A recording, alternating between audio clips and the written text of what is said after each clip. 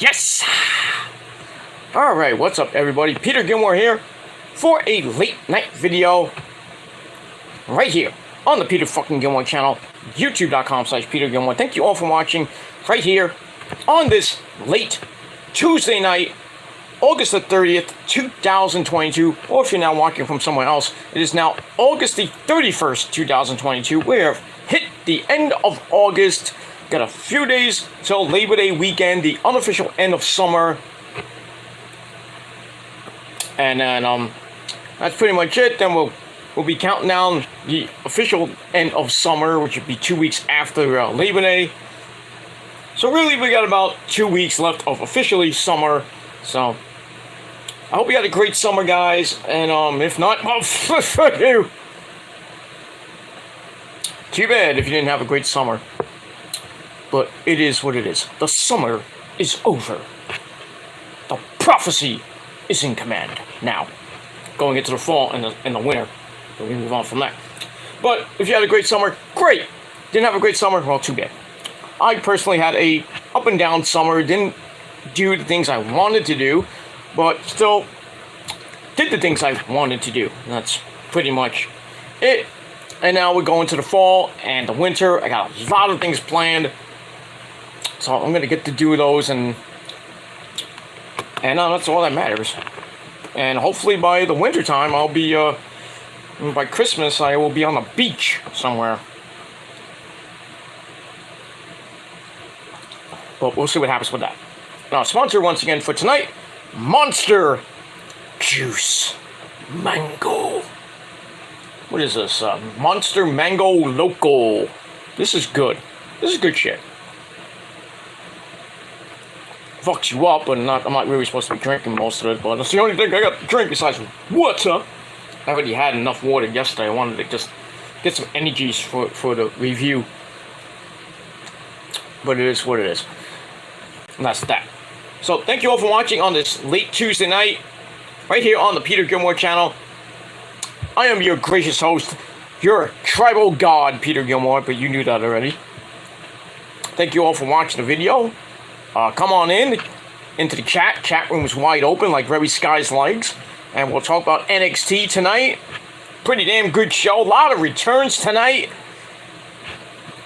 Some interesting returns to NXT. And we got a couple new matches made for Worlds Collide this Sunday, which starts at 4 o'clock. Which will go right into the 0 hour, what they call it, the buy-in for All Out. So, gonna be a long day of wrestling. 4 o'clock to about 12:30 at least, with Tony Khan, those 5-hour pay-per-views. Well, this is a big one, so it's probably gonna be like 5.5 hours. So, it is what it is. So it's gonna be a long day Sunday. Pretty short day Saturday with Clash at the Castle beginning at 1 p.m. So that's probably going to go to about 3:30, maybe 4 o'clock.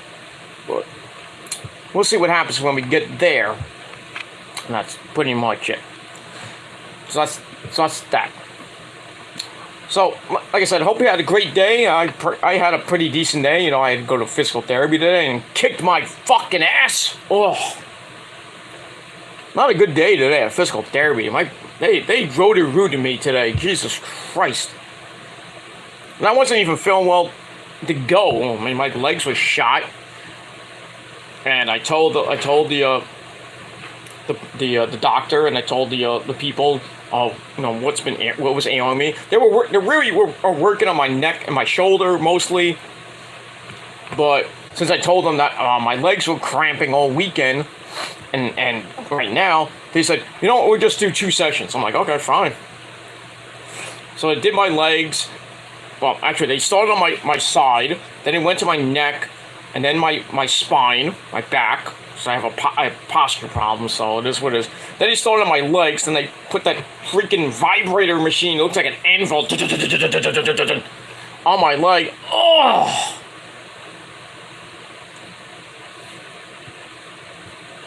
It hurt. It hurt like hell. And I got out of there. I had to wait to go home. Got to wait to go home. and I'm freaking walking to, I'm walking down the block and everything, and I could barely even freaking move. Crazy. Hurt like hell. I came home, I'm tired as fuck, I'm in a lot of pain. So I came home, I took an ibuprofen, stayed up for a little bit, had lunch, and then I proceeded to take about an hour and a half nap. I got up right before 7:30 and got ready to watch NXT. It was on the beautiful Puerto Rican princess, the Demon Diva herself, Issa's NXT watch along. So I watched that, and then I was on another stream that was freaking epic. And that's all I gotta say about that. So I want to do this stream and get it out of the way because I got other things to do. I gotta go to sleep soon because I gotta get up in the morning because I got a job. Unlike you stupid people really don't have a job.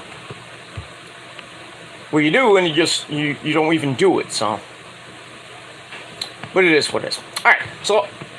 Right now, almost 1 o'clock in the morning, it is time on this late Tuesday night, right here on the Peter fucking Gilmore channel. Thank you all for watching.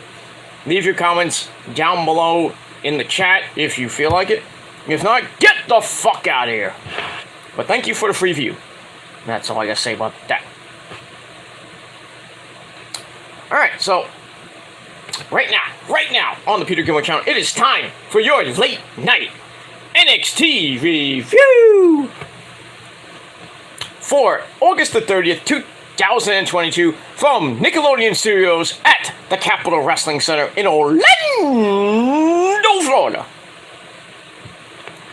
Alright, so this is the go-home show before this Sunday's Worlds Collide pay-per-view.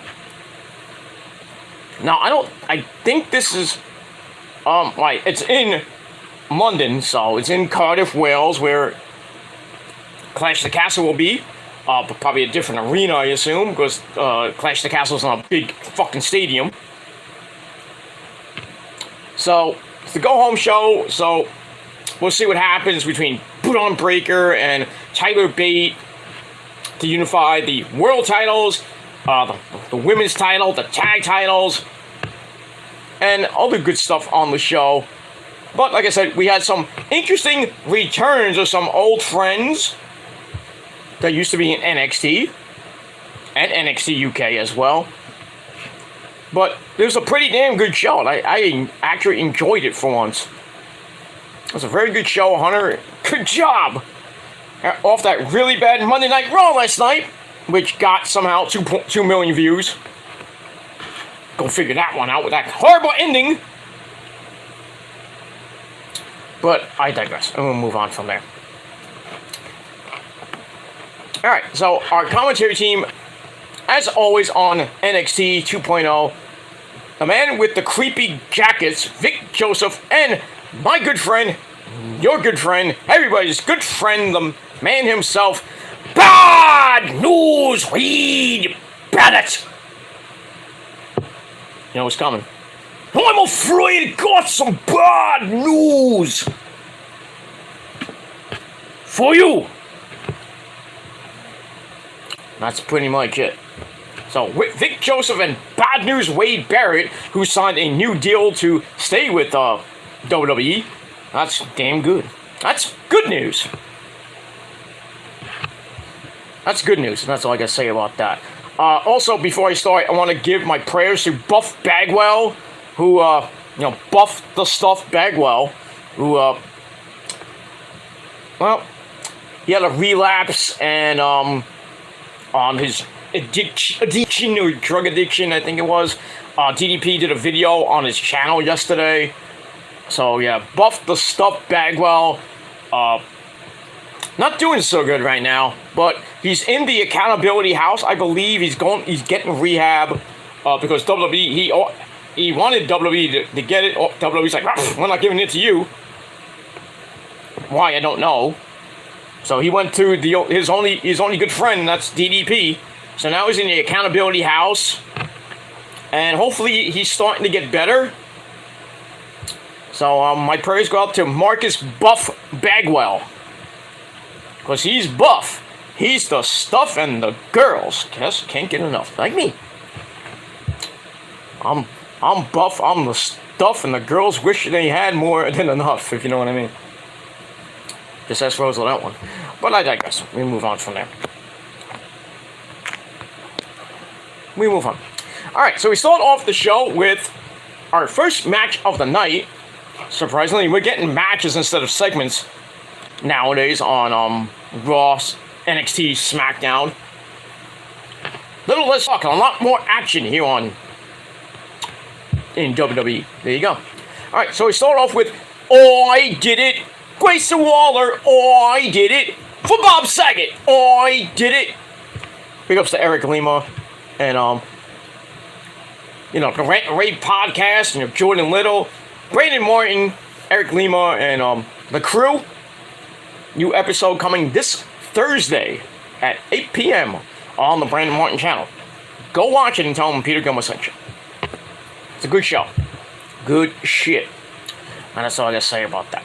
Alright, so it started with Grayson Waller taking on Apollo Crews one-on-one, stemming from last week's epic freaking segment with Grayson Waller's new talk show and how that went down.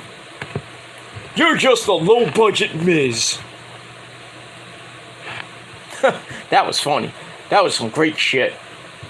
So anyway, so it starts off with Grayson Waller getting in the ring, and he was about to talk, and then Apollo's music cut him off, and pissed off Grayson Waller, pissed off Wade Barrett. It didn't piss me off that much. But anyway, so it's also like Apollo grabbing a basic headlock to start. Commentary talks about his random visions that he has, which will never get explained, I guess. I'm like, how the hell does he see these things? He's a mutant. No. So Waller fights out, gets drop kicked down, which allows Apollo to start dribbling an invincible basketball. A little bit.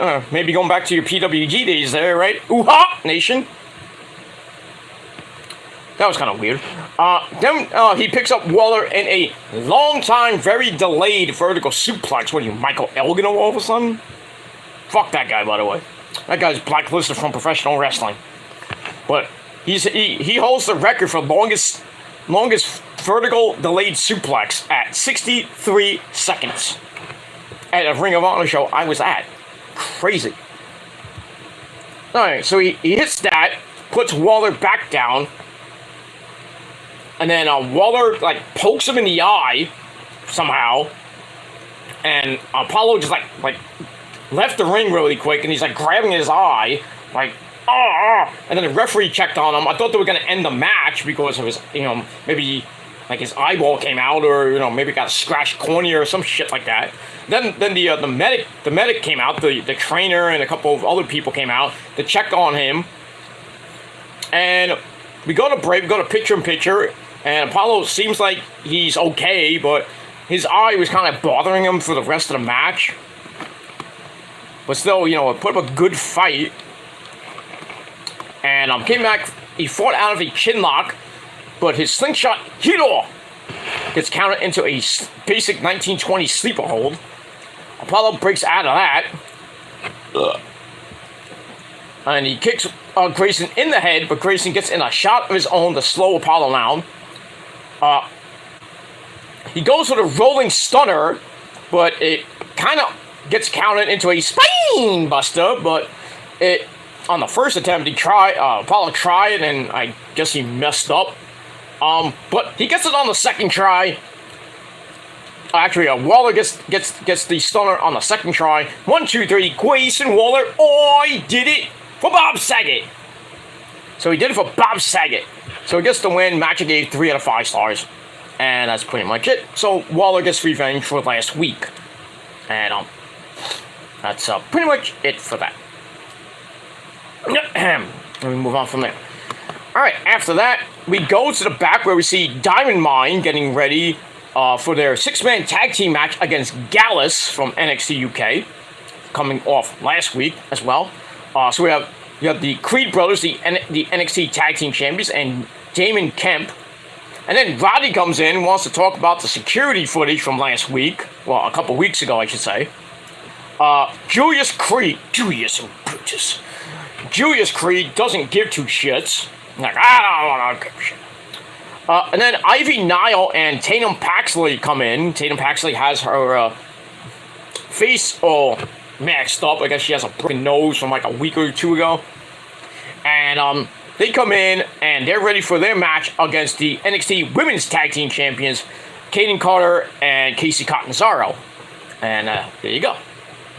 So Diamond Mine is ready to go, even though Roddy is like, pissing everybody off. And then Q is like, I just still don't trust that guy. Well, wouldn't Q? I wouldn't trust him either. But I like Roddy. Roddy's good. Roddy is just really needs to get out of there. I'm sorry. I know Hunter kind of likes him. He's like the last remnant of the Undisputed Era. I don't know what his contract status is, but I would think that he might leave to go hang out with Adam Cole, baby, and Red Dragon to kind of form the Undisputed Era in AEW, even though they call it Undisputed now. So they get the fourth member to kind of counter the Elite, but really they don't need a fourth person, so maybe just Roddy just stays in NXT. But it is what it is. I mean, if they did get a fourth person, Roddy would go with Adam Cole, baby, and Red Dragon. And then you got the Bucks and Kenny, and then if they had a fourth person, who do you pick?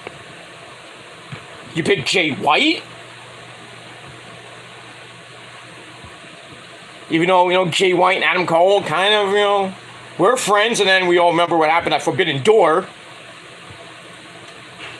Jay White said, fuck you, Adam Cole. Then proceeded to beat the fucking shit out of Okada.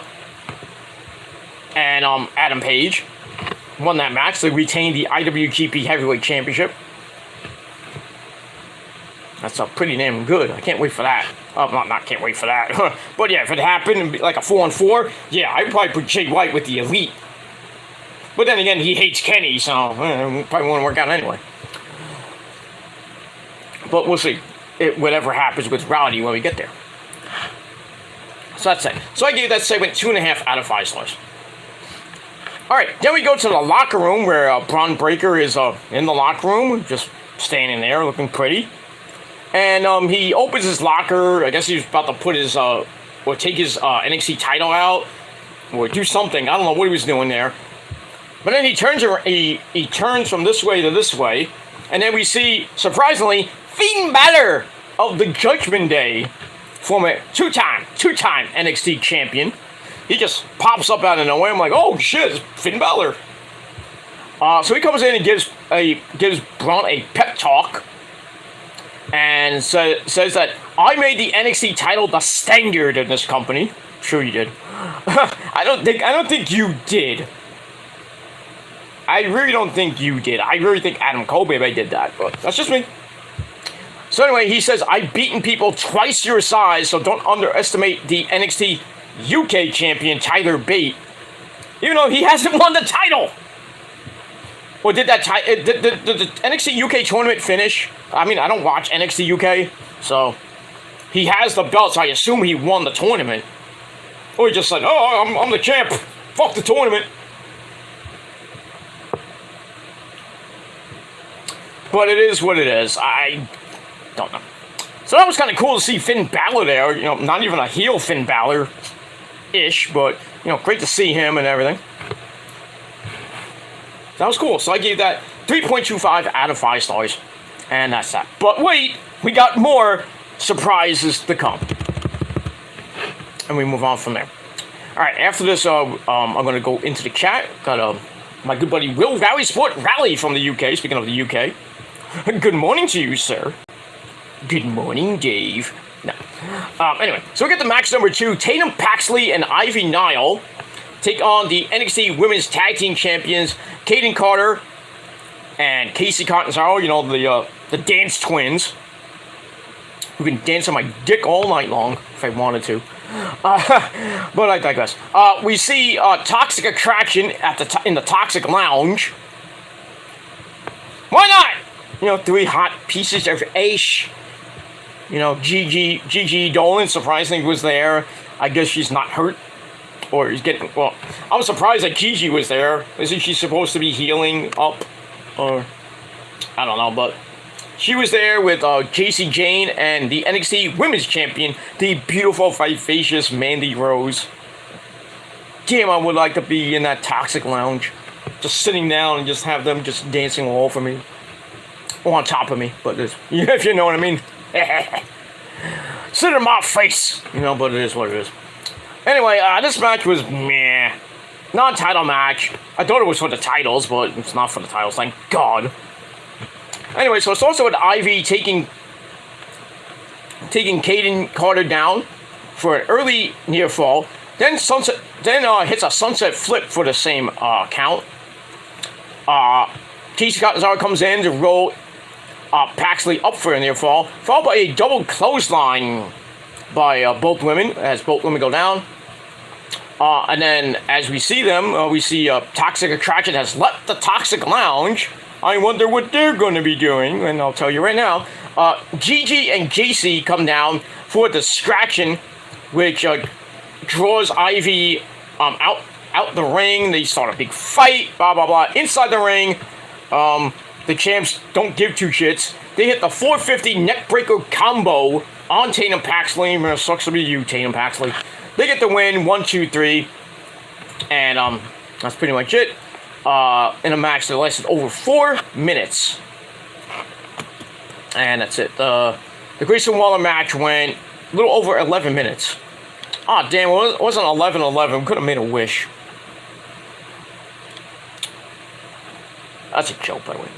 No, it's not a joke. If when I say you make a wish at 11-11, it's a song by In This Moment. It's a myth. So like 11-11, 12-12, 1-11, 2-22, something like that. When it's like 2-2-2, 3-3-3, there's a myth if you make you make a wish and possibly it'll come true. But I'm just going by what the song says. So it's a myth. So, but do it. Maybe your dreams will come true. On Fantasy Island. No. The blade, boss! The blade! The blade! I missed that show, man. Welcome to Fantasy Island. I am Mikado Mantaman, and here is my friend, Tattoo. May make your dreams come true. It sucks that both of them are dead. And then the remake was horrible. Oh, that was horrible. And they even recreated it as a cartoon with Daffy Duck and Bugs Bunny going to an island. They find this well, and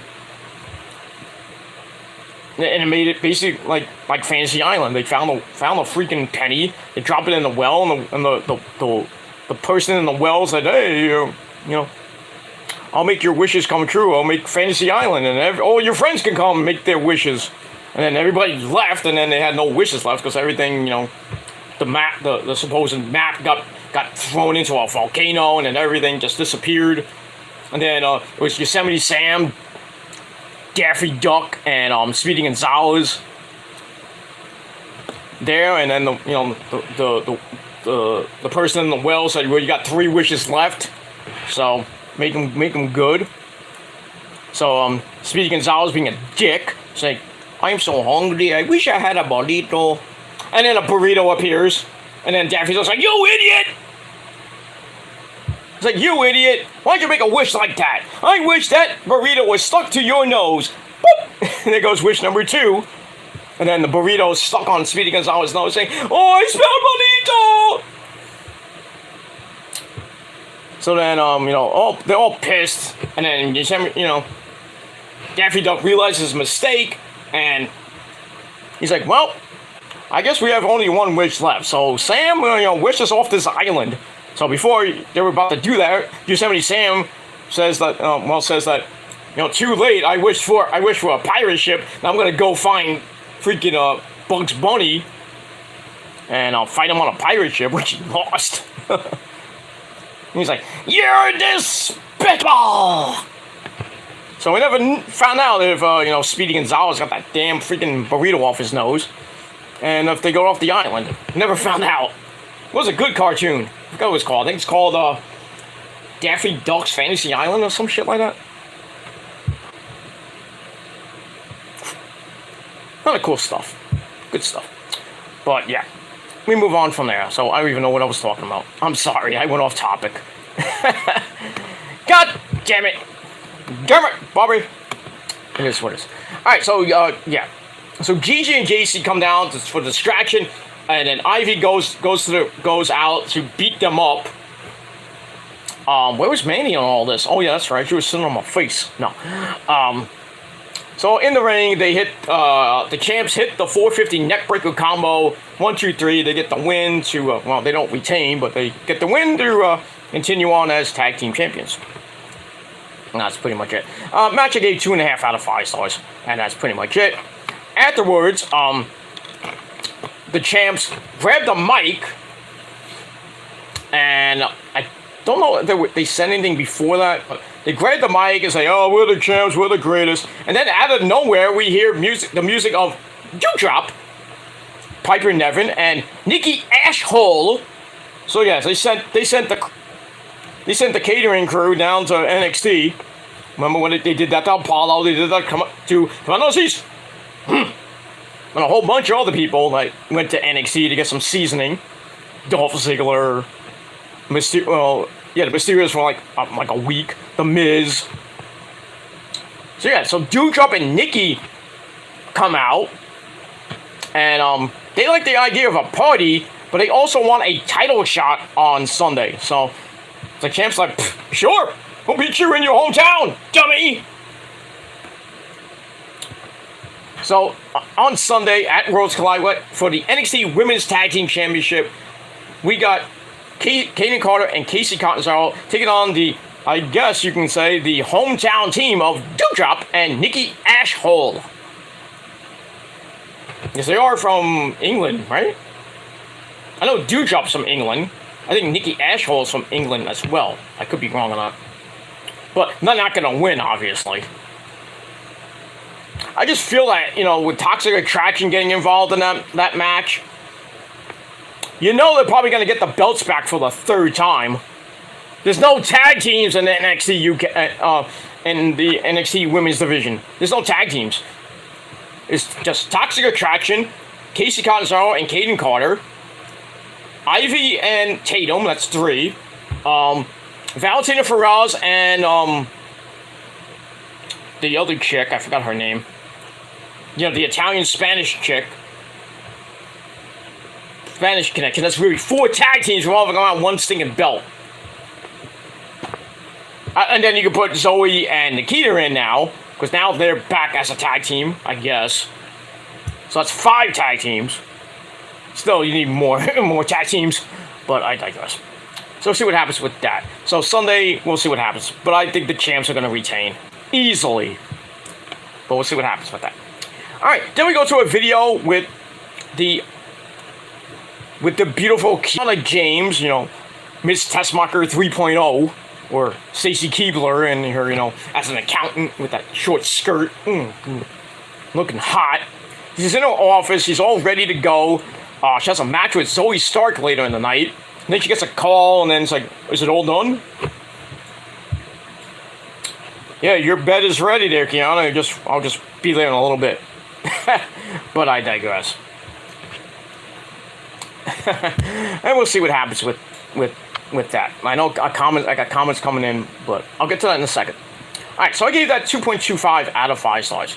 And then after that, we have Joe Gacy and his group Schism with the Dyad, otherwise known as the Grizzled Young Veterans, Jagger Fowler and the other guy, Lee and Fowler. Sounds like a really bad freaking law firm of Lee and Fowler. But we all know them as the Grizzled Young Veterans, now known as Schism. Gacy says they're getting ready for some ceremony, like a naming ceremony. I don't know, some weird ceremony that's going to involve Cameron Grimes to the moon.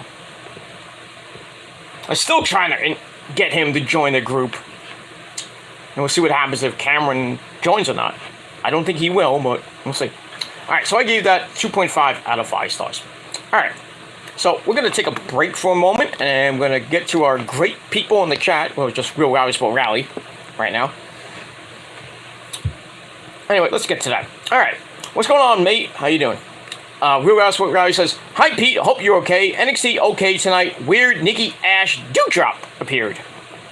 Yeah, that was kind of weird to see them, and then we saw Rhea Ripley later on in the show, Finn Balor, Fit Finlay, oh, I love to fight. He was there. Ciampa was there. Ricochet was there. Walter was there. It was just great. You know, I know they're hyping the pay-per-view, you know, the dual-branded pay-per-view and the official end of NXT UK. So it's kind of, you know, it's kind of cool to see that, but I mean, really, Nikki Ash, Hall, and Doudrop. You need tag team champions, I guess, but you know, there's just no tag teams in NXT UK. The women's tag team, there's nothing. So who knows? Who cares? And that's it. Okay, Finn Balor, why he's on NXT? That's what I want to know. I think it was because, you know, the NXT heavyweight title lineage and shit. That's why Ciampa was there. And Balor was there. I think that was it. Yeah, that was just Ciampa and Balor. Because they couldn't get anybody else. They could have got Gargano to come in. I guess he was busy.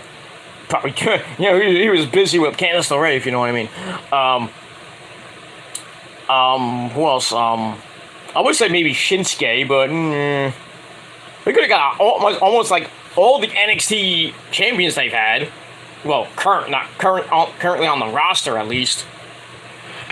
Even Dolph Ziggler, but they didn't do that. But it was just Finn Balor and Ciampa. That's it. And Ciampa was wearing the "No one," what's the shirt? No one will survive. You know, his old theme that he might get back. And he got his name back now. Now it's Tommaso Ciampa. Thank you, Hunter. Thank you. Now if you can change Alba Fire's name back to Kaylee Ray, that'll really be nice. But she's still named Alba Fire. Go figure. But I digress with that. And we move on from there. He says, "No, you didn't." Oh, yes, I did. "No, you didn't. Adam Cole made NXT title good and Ciampa." Yeah, Ciampa, yeah, he did. Two-time champ, but wasn't Cole? Cole was a two-time champ, I believe, too. Yeah, two-time, I believe. Two-time. And both had pretty good long reigns. So,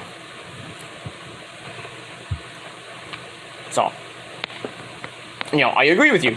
Adam Cole and Ciampa made that title look good. It is what it is.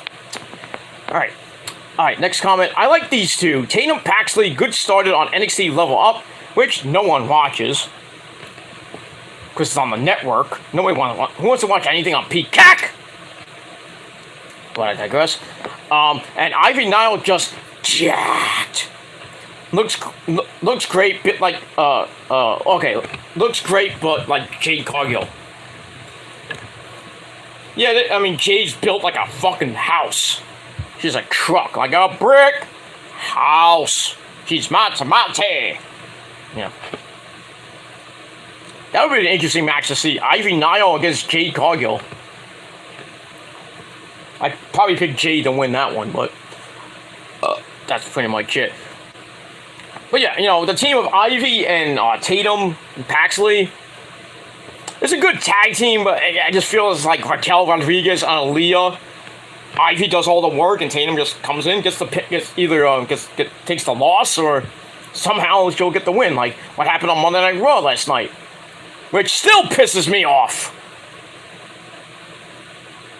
Oh, and Dakota Kai, you know, went on Twitter and she tweeted the boss. Well, not the boss, you know, that's Stephanie. Hi, Steph.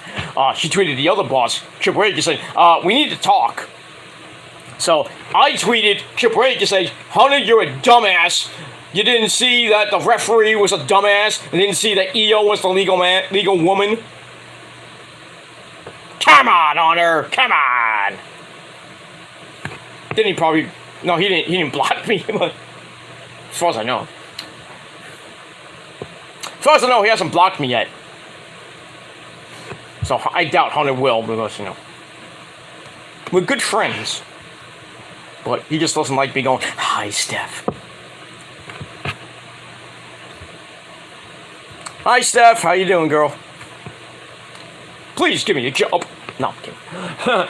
Give me and Joe Cronin a job. Get rid of Byron Saxton and Corey Graves. Send them to fucking hell. I don't give a shit.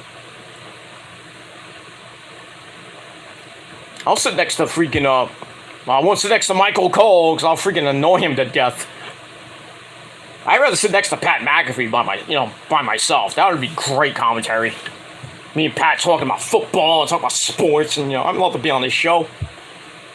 So, hey, Pat, give me a call, dude. Hit me up on Facebook. Not Facebook, I'm sorry, Twitter. So, I would call into his show, but, you know, don't want to. And that's it. That's pretty much it. So, yeah. Yeah, Tatum Paxley and Ivy, pretty decent tag team, but I just feel like they're, you know, like Raquel Gonzalez and Aaliyah. Aaliyah barely does anything. Just sits there looking pretty. And Raquel does all the work. Do you know how it feels like? The Rockers. The female Rockers right there. Raquel and Aaliyah. Pretty soon, you know, freaking Raquel will be like, I don't need Janetti. I don't need Aaliyah. I'm going to throw him out the window. Janetti trying to jump out the window to escape. Are you blind? I knew he was going to do that. He didn't need Janetti. Pretty much. That's what it is. That's what Raquel and Aaliyah are. The Rockers. Aaliyah is Janetti, and Raquel is Shawn Michaels. Well, in this case, would be probably like Diesel, but, you know. She don't need Janetti. But it is what it is. And we'll move on. Alright. Hey, went way off topic on that. It's my show. I can do whatever the fuck I want. You don't like it? Kiss my ass. Anyway. Sorry, off topic. Did you see wrestlers getting their old names back? Thank God, Austin Theory again. Thanks, Triple H. He's doing a lot of changes in WWE. Wow. Yeah. Austin Theory got his name back. Matt Riddle got his name back. Ciampa is going to get his name back if it hasn't been already. I don't know who else doesn't have, just goes by their first name. Really, what they really should do is just change Io Sky's name back to Io Shirai, which is her real name. But I don't know if that was Hunter's idea or Io's idea. If it was Io's idea, I mean, I'm all for that, but okay, whatever. But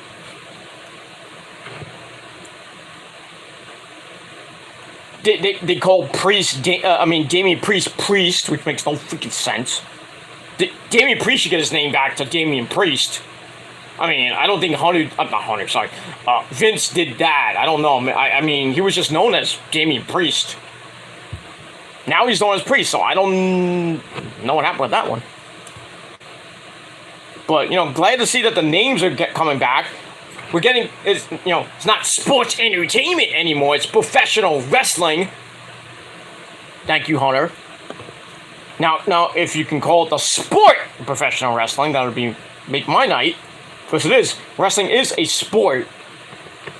And if you don't believe that, I don't know what to tell you. Except watch my old Gilmore Chronicles videos, TGC 193, on my Shadows Lair channel. Just go there, or type in, is wrestling a sport? Maybe you'll find it somewhere. On YouTube or on Google. Google it. But it is what it is. Hunter's doing a lot of good shit. Good shit. Except for last night. But that's all I gotta say about that. But it's a process. We're getting there. But I read that Raw did 2 million views 3 consecutive weeks. Their first time since the pandemic. Wow.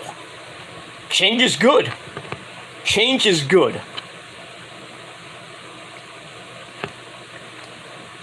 What's that line? Business is good.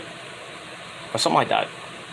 There's a Megadeth song. I think it's called, well, it's not Peace Sells and Who's Buying, but, I think it's called,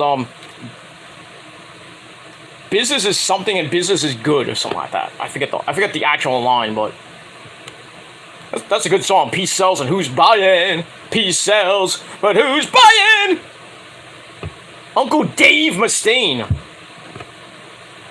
Good man. That's a good man. I met Dave Mustaine. He's a pretty damn good guy. Survived throat cancer, too. Hello, me. Meet the real me. In my wrist with real life. No. I'm not going to sing the entire song of Sweating Bullets, but... And if you don't like my singing voice, well, fuck you. I'd like to see you try to sing that song. Let's do it. We should have YWC karaoke. I'd probably win. I probably would win. But then again, you know, we have to get, we'll probably get all copyrighted because we'll be playing the song unless we can get different, the instrumental version. Or some type of version that won't get copyrighted. But yeah, I'd love to do YWC karaoke, and like I said, I'd probably win. Probably be down to me and Issa, probably. Because Issa's a good singer, too. She looks good, and sings pretty damn good, too. But I digress. And I'm not simping for her, but it is what it is. I thought that was a surprise. Please change them to Crazy Nikki Cross and Piper Niven. So much better. I totally agree. I think that's what they might be doing. Finally getting rid of that stupid superhero gimmick and dropping Doudrop. No pun intended, dropping Doudrop. And going back to her NXT UK name, Piper Niven. But we'll see. And I hope they give Crazy Nikki Cross her Sanity theme. It just comes out, That's Crazy Nikki Cross. But we'll see. We'll see what Hunter has up his sleeve. And that's that. Nikki Ash and Doudrop are both from Scotland. Like Drew McIntyre. They're not English. Like me. Nope. Stacy Keibler. Ooh. Alright, so from Scotland. Okay, I apologize. I'm not English. He doesn't look British. But, it's good. So, so Doudrop, Nikki Ashhole, and Drew McIntyre will be, kind of in their hometown of Wales. Which, I think around the Scotland area. I don't know my geography that great, but, I'm old, so. I know Scotland's like in the north somewhere. I think Wales is around the north as well. It's like northern England, I think. But nice to know that you're English there, we was for out. Jelly old London. Yeah, Stacey Keibler is one hot piece of ash too. That's that. In UK, Scotland at the top. Here we go. Here's your geography lesson. There's going to be a test. In UK, Scotland at the top, then England, then Wales, where Clash of the Castle on Saturday. Early for me, amazing. Well, yeah, it's 1 o'clock here in the Eastern Standard Zone, and here in New York, it's 1 o'clock. If you're in California, it's 10 a.m., but where you're at in England, it's going to start at 6 o'clock. So it's going to be, light. I assume, well, I don't know, depending when the sun goes down in England. Because over here, it goes down about 7:30 now. For the next month and a half. Almost like the next 8 to 10 weeks. It's going to be going down around 7:30. And then by the first Sunday in November, we fall back. And it's going to be 5 o'clock. I like it when the sun stays up to like 9 o'clock at night. Unless you're in Alaska, where they have 24 hours of sunlight.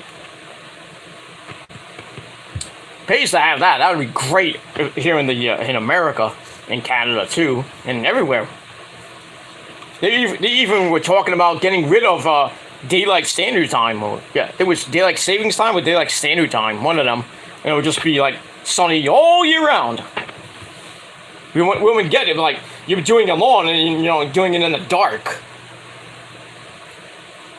But it is what it is. But, yeah, there's your geography lesson for you. It is what it is. I haven't been to England in so long.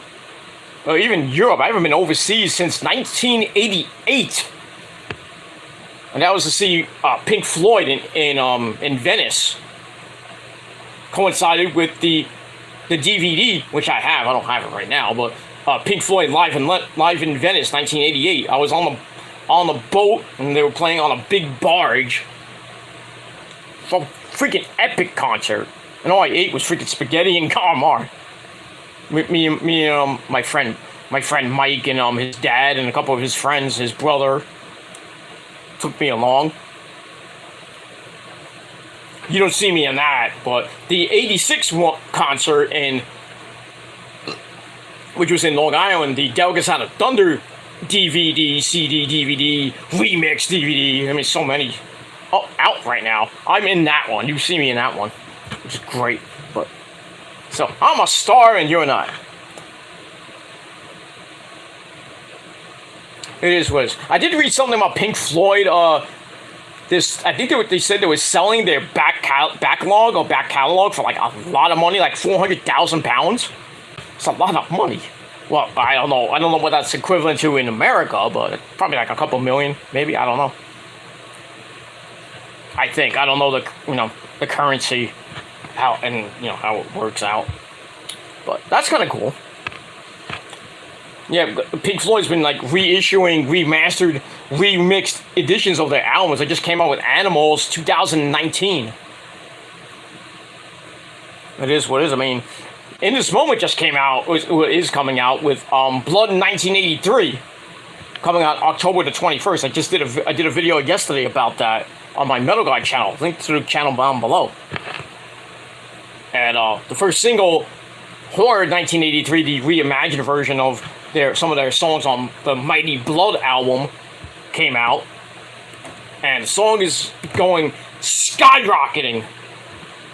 I don't know how many views it has at the moment, but a couple of 100,000 something, I wish. 100,000 views already on YouTube. I don't know how many hits they have on Spotify and Apple Music, but... And you people think they suck. Fuck you. Fuck you. You think they suck. And whoever you listen to, like Justin Bieber, sucks too. What was the last hit that fucking Justin Bieber had? Besides his wife hitting him. Psh, smack. You're an idiot! I know. Baby, baby, baby, ah. Despacito. I don't know how that stupid song goes. That song sucks, by the way. I can't stand Justin Bieber and all that crappy pop music. There's some pop music I like Justin Timberlake, and Nelly Furtado. The Yin Yang Twins, Little John, yeah! That guy. Back in the day, some of you might not know it, Nina Sky, move your body. I met them too at a club. Two nice hot pieces of ash, but they're Yankee fans, so I had to get away from them. They shook my hand, we took a picture, and I was like, "You're Yankee fans, right?" They go, "Yeah, we love the Yankees." I'm like, "All right, I'm out of here." Why? I'm a Met fan. Ah, fuck! See, I do meet people because I'm Mr. VIP, and you're not. That's it. Anyway. So the pay-per-view starts 1 p.m. on Saturday. That's Eastern Time.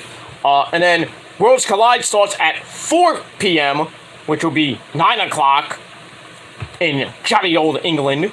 Or, well, jolly old Wales, I guess. So there you go.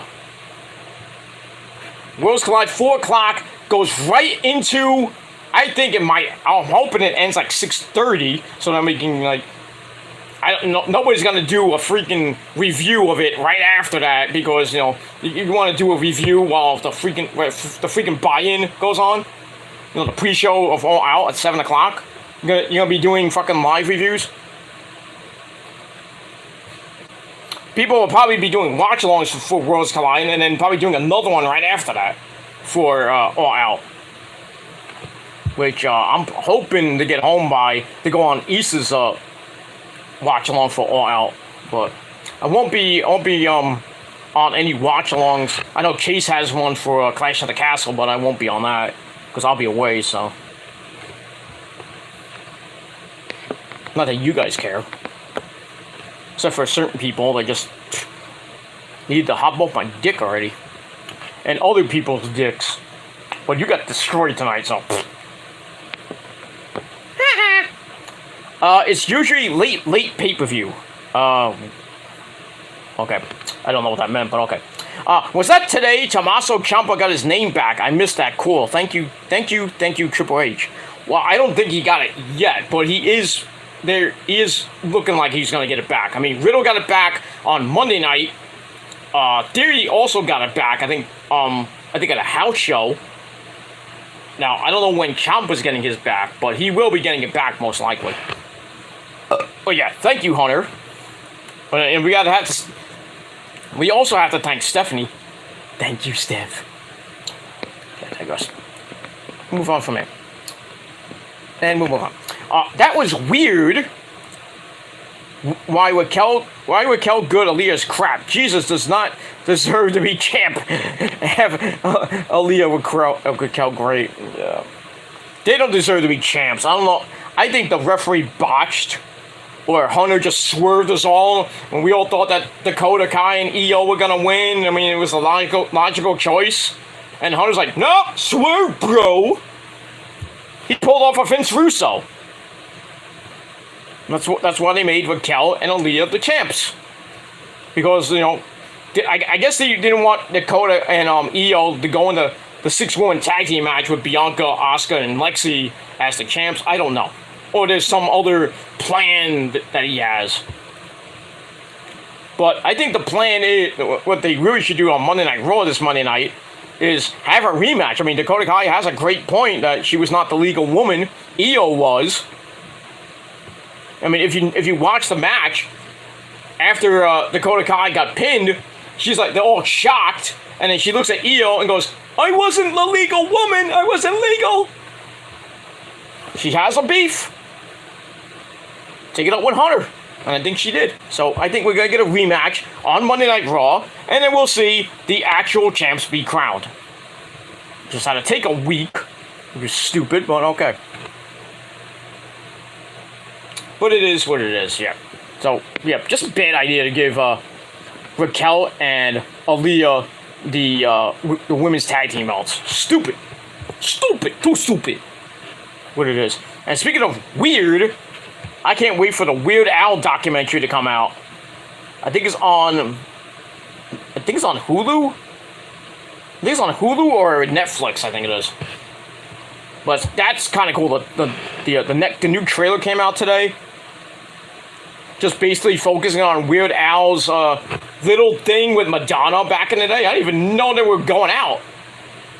And apparently, from what the trailer is saying, that Madonna and Weird Al fucked. I was like, what? Well, yeah, Madonna was kind of, she was a whore back then. With, like a Virgin days, and then she got really weird with that, Justify My Love days and shit. But damn, Weird Al laying down that pipe? Jesus, on Madonna? That's weird. I guess that's how Like a Surgeon came, or I don't know, maybe he made it, and Madonna went to his house like, hey, are you that weird Like a Surgeon guy? And he goes, who are you? What do you mean, who am I? I'm Madonna. Come on in, let's have some drinks. Next thing you know, he's laying down that pipe. Damn, I wish it was Weird Al, fuck. I mean, Madonna looks hot now, she's like 60-something, but we're getting close to 70, I still bang her. She's a gilf. Grandma, well, not even a grandma. She's still like a mom I want to fuck, MILF. She's a MILF gilf, I guess. I don't know how you could say that, but yeah. I can't wait for the Weird Al documentary to come out. That's gonna be awesome. Right, Mike? Yeah, it's gonna be awesome like me. Do you like Madonna there, Mike? Yeah, she's okay. She doesn't do it for me, though. I mean, why? she's kind of hot. Back then she was hot, but you were like 15 years old, something like that, back in the 80s there, Mike? You weren't that awesome back then. What do you mean? I was awesome when I popped out of my mom's vagina. I didn't need to know that. I did not need to know that. You creepy bastard. Shut up, get mom, it's so awesome anyway. All right, you having fun there, Mike? You had a good day? Yeah, I had a good day. I was training. We got that match coming up on Sunday. You ready? Yeah. I'm hurt, dude. I'm not injured, but I can fight. I'm good to go. Is Jerome ready? Where is that motherfucker? Jerome! Get in here, motherfucker. What do you want, motherfucker? Are you ready to go? We have a match Sunday against some stupid trolls. You ready? I'm always ready, motherfucker. Alright, get that sight away from me, dude. Dude, I told you that before. That thing is lethal. Get that away from me. Alright. Alright, get out of here. Go smoke your weed with somebody, I don't know who. Go have fun with Mike. Go to the bar. It's on me, alright? Motherfucker. Alright, Mike, you gotta say anything? Alright, Mike, by the way, your friend Lauren came back today. Oh, yeah, hi, Lauren. How you doing? I missed you. Yeah, Nick was back, too. Oh, why didn't you tell me? I just found out. Why didn't you tell me these things, Gomorrah? I'm gonna put you through a freaking table. Mike, shut up. Get out of here. Alright, say goodbye. Bye! Okay.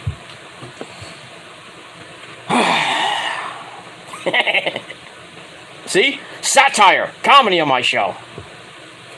You don't like it? Too bad. Too fucking bad. That's it. Okay, so we talked about the Champa thing. The weird thing. Okay. Pat is great. I watched the Pat McAfee show Monday through Friday. So good, funny. He's great. Do you watch it, Pete? On YouTube, yeah, I watch some episodes live. Not all of them because I got other things to do, like work. But I try to catch it on my lunch break.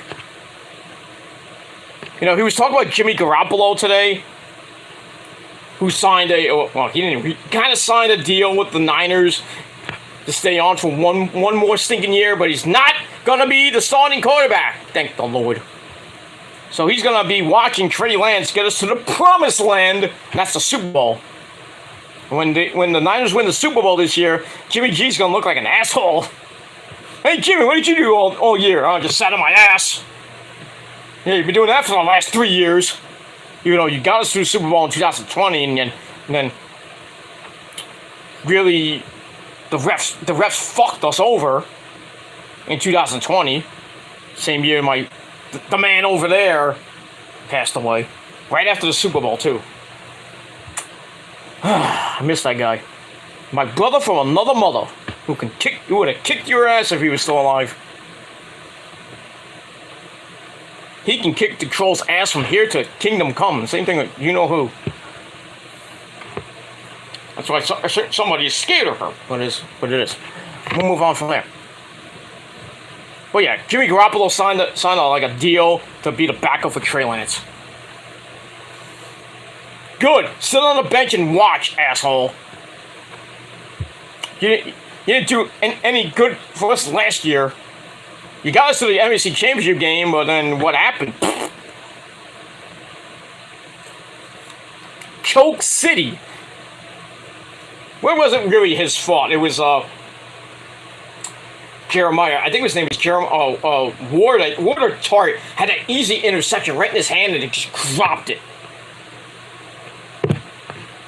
I was watching with my pops, and freaking golf those up the ball like a freaking lame duck. And he's right there. All he had to do was catch it. The game would have been over. We went to the Super Bowl, and he dropped it. I'm like, no! Me and my dad like, no! And everybody who picked the Niners to win, they were like, no! Because they lost a lot of fucking money. We'll see what happens with that this year. Game number 1 next Sunday at the Bears. Oh, I can't wait for that. That might be on Fox. in here in New York. But even though the Giants won at 4, but sometimes during the season they'll actually play some actual good games for the first week or maybe 2 weeks. So I might get to see the Niners at next Sunday. That'd be nice. So I might do, if it is on, I might do a Niners what you call it, Niners stream, not live stream, but I'll do it after stream, like post show stream, if you will. But most of that time I'll be watching the Jets get destroyed by Otaku and the Ravens. And then the Giants play Tennessee, so my dad's gonna be watching that crap and yelling out the wazoo at my parents' house, and everybody and their mother is gonna be hearing him down the block. But yeah, I can't wait. I can't wait. Football next week, next Thursday. Bills and the Rams, which could be the Super Bowl. Super Bowl 57 preview. Who knows? I already picked the Rams to win because they're at home, so they never lose. But I mean, they lost once to the Niners last year, but they didn't win it the second time. Damn. But it is what it is. It's going to be a dogfight for that NFC West. I'll tell you that much. I think it's going to come down to the Niners and the 49ers and the Rams for that, whoever gets the NFC West. I do see the Niners probably going to the playoffs as a wild card. To get far? Maybe. Maybe we'll go back to the NFC title game again. But hopefully we won't face the Rams this year. I would love for them to face the freaking Buccaneers, unless the Buccaneers stink up the joint with Brady in his so-called final year. And I don't even think... He doesn't have Gronk. Gronk's not playing this year, I don't think. Thank God. Stay at home and go play with yourself. Jerk off. Well, but it is what it is. Yeah, but Pat McAfee is a great guy. I like that guy. He's a legend in his own mind. Anyway, we got a lot of comments. I'm going to get to them in a few minutes. Almost my power. Alright, we're good. I'm going to get to all of it, guys. We're going to get to all of it. Next comment. Angel Garza and Humberto Carrillo getting their names back too, Pete, just to let you know. I knew that already. I think they actually put the graphic up with their names back. So that's kind of cool.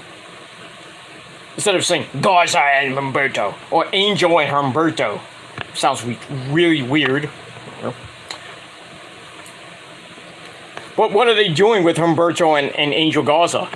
They're just like kind of being friends with the Maximo Male Models, and they're having a little thing with the Street Profits and hit roll. And if you don't know, now you know.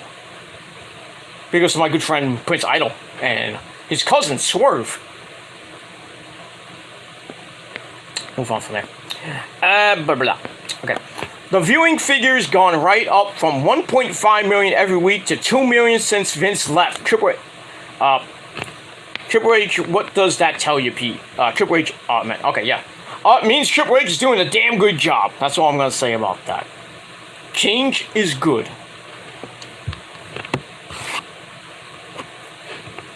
Business is good. Evil always wins because good is dumb. Put her there. No. Good old Spaceballs. You can't go wrong with Spaceballs. If you haven't seen that movie, what is wrong with you? Or as Lord Helmet would say to Lone Star, what's with you, man? Oh, you fell for that too? Lone Star. Have you found anything? No. How about you? No. How about you guys? We ain't found shit. I'm gonna go with all the puns on that. That great movie. But yeah, constant the last 3 weeks, 2 million views for Raw. Pretty damn good. And well, SmackDown was 1.9 this week. They charted at 2.5. And because I think of the overnight numbers with football, I don't know how they get to a 1.9, and football wasn't even on Friday night, except for I think college football. Go figure that one out. They went from 2.5 down to a 1.9 in the span of like 24 hours. I could be wrong on that, but it is what it is. Anyway. You can't get copyrighted for playing karaoke music on YouTube. Oh, that's cool. Otherwise, I'm getting copyrighted. Ha! I've got about 5 videos on my channel of karaoke music you're allowed, right, Pete? Well, if you're saying that we can use karaoke music, I guess it's allowed. Unless the publishing company that you get the karaoke music from says something. Fucking copyright shit. I mean, I did a vocal cover of Demolition. I used the instrumental, and freaking WWE copyrighted me. Not copyright strike, copyright claimed me. But I kept the video up. I didn't change a thing. I left it up. I did a pretty damn good job, and that's on my Metal Guy channel, I believe. I think it's on my Metal... It's either my Metal Guy or my Peter fucking Gilmore channel. And that's that. But I have played snippets of all these songs, and the only time I got copyrighted for playing my good friend's December's Fall, played one song, and their publishing company copyright claimed me. I had to cut that out of my video. Even though I'm friends with them, I'll figure that one out. And then certain my commentary videos which had the music in it got copyright claimed. I didn't care because it was Santana, so I was like, pfft. But I had to cut some of that. I mean, not that I care. I mean, like, oh, you can't use it, you won't get monetized. I don't care about monetization. I don't care. I just want to play the fucking video. That's it. That's what I hate about fucking YouTube copyright stuff. You can't play one goddamn video on your channel. And even if you're doing a reaction video, you'll get copyright claim for it. Why? It's a fucking reaction. And doing guitar covers and shit like that. It's the same fucking thing. YouTube's copyright system is garbage. Among other things wrong with this fucking website. They're racist too. I was watching a couple of videos where this guy, this African American guy, he does certain, I think, gaming streams, and he gets copyright for it just because he's black. Other people that do the same fucking video, and I think there was a game called the Mortuary's Assistant, I think it's called. There's a scene in the game. It's not like nudity or anything. It's some weird scene. This person, this African American guy, he got copyrighted for it, or age restricted for it. But other people that play the game and they put the same part there, they don't get age restricted or anything like that. And he made a video saying YouTube's racist. I think so, because Susan's a fucking cunt. But we all knew that already.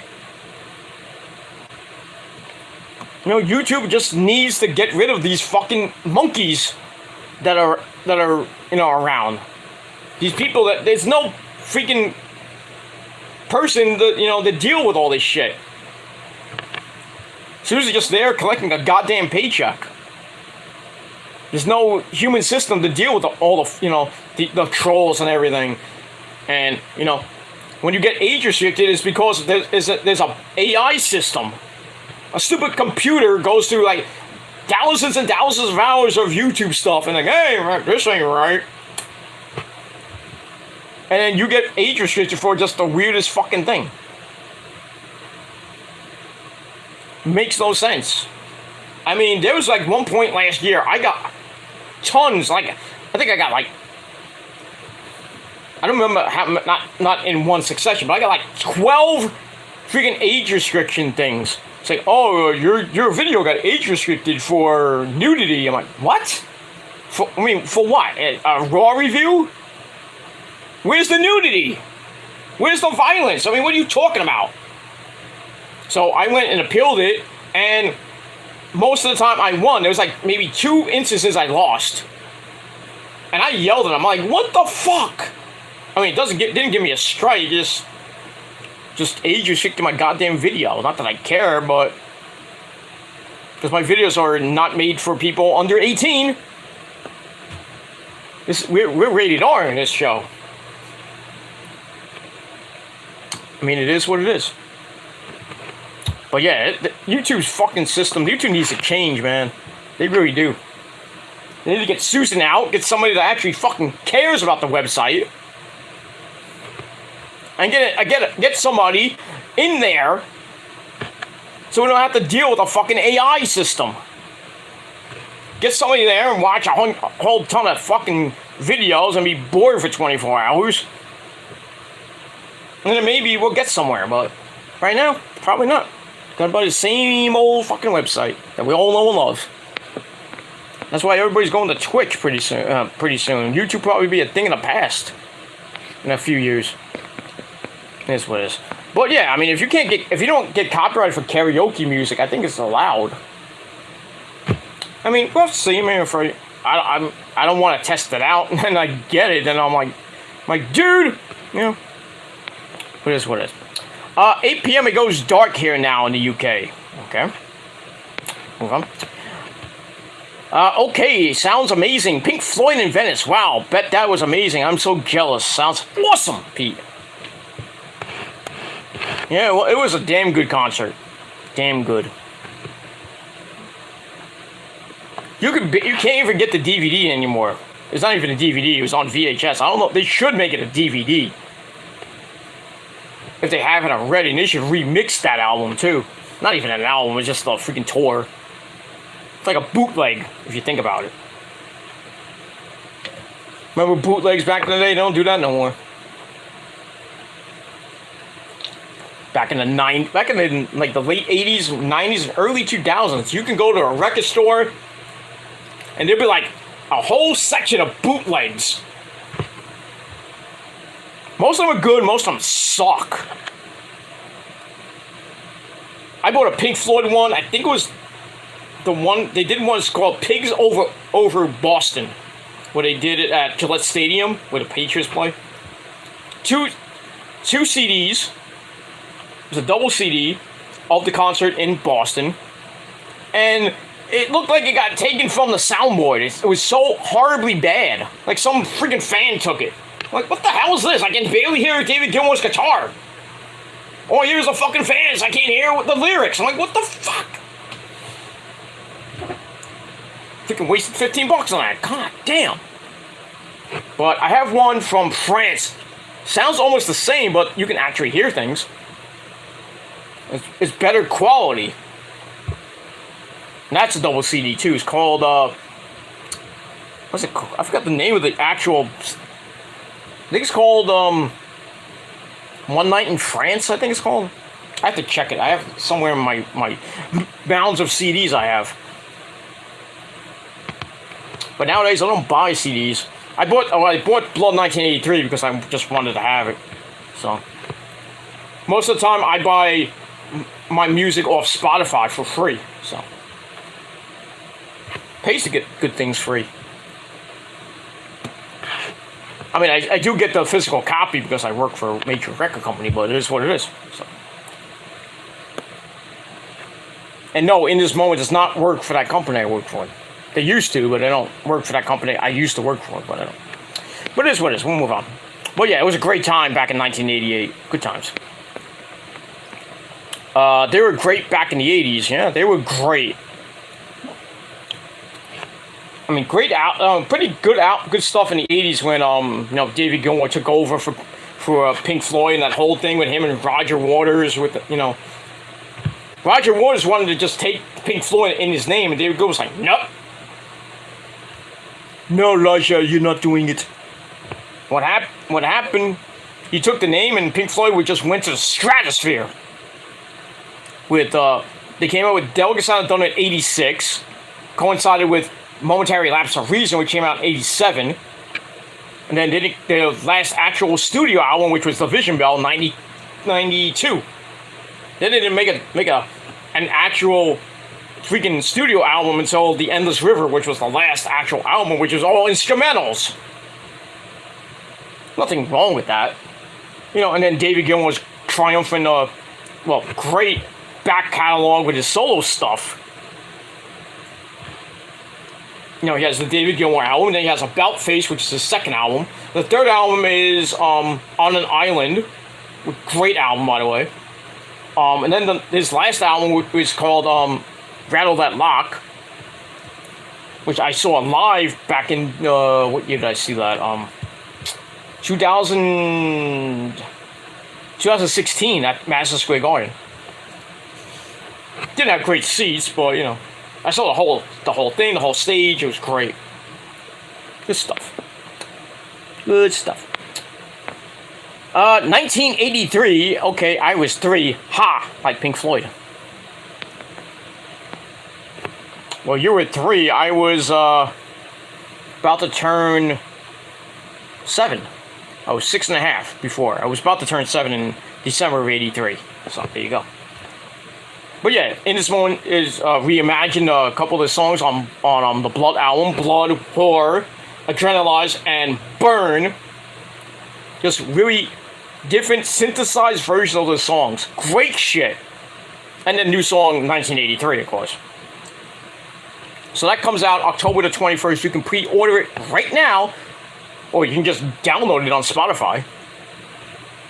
But if you want the physical copy, you have to go on the band's merchandise store, and you get it for $10, and then comes with a shirt, which is $35. So I got that deal. It should have came with it and not have to pay $60 just for the CD and the fucking shirt, which I won't get until about Halloween. So because it does get shipped until the actual album date, but it is what it is. I'll wait. They're on tour right now. We're in Denver, Colorado tonight at Red Rocks with Mostless and White and Ice Nine Kills. And then taking a day off tomorrow. Then we're back on the road all the way until the end of October. October 21st, the actual album release date, they'll be in Chicago. Chicago! You're out of there. So, good stuff. Good stuff. 6 p.m., cool. Good matches on card. Edge Ray tag, must be 2006. I think last time they were a tag team. Wow, back in the day. Are you on vacation? Missing Clash the Castle on. Yeah, I will be down the Jersey Shore. But yeah, I will not be around on Saturday. I will not be around. Sunday, I will be hopefully doing All Out. But like I said, that pay-per-view is going to end like 12:30, so everybody's going to do their reviews like 12:45, 1 o'clock in the morning, and then I could be done till like 3, 4 o'clock in the morning. Will I be one of them? Who knows? Depending how tired I am. I'll probably be dead tired after that pay-per-view. It's going to be probably an epic pay-per-view. I think it's going to smash and destroy Clash of the Castle. And it's going to definitely destroy Worlds Collide. But we'll see what happens when we get to Sunday. That too. But we move on. But yeah, Edge and Rey Mysterio teaming up for the first time since, I believe, 2006, when they were tag team champions. And then they lost. Sucks to be them. But yeah, they're facing Damian Priest and Finn Balor. I'm thinking Judgment Day is going to get the win because Dom is going to turn heel. But we'll see.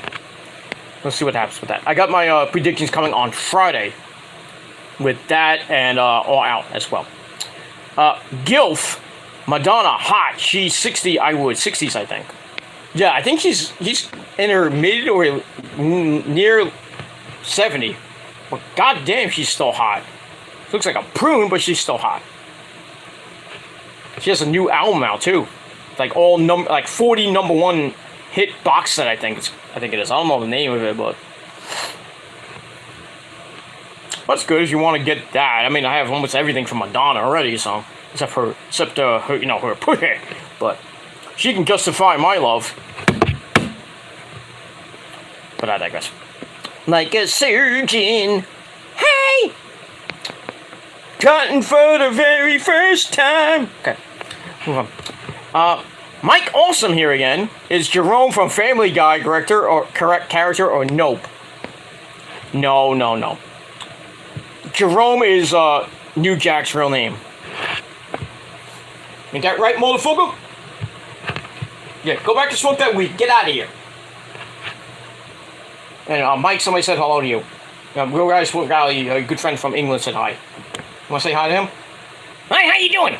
Bye. Okay, got it. He's crazy. He's crazy. Have you got a baseball top on? Yes, I do. Yes, I do. Mets shirts. Yeah, the Mets had a tough loss tonight, 4-3 over the Dodgers.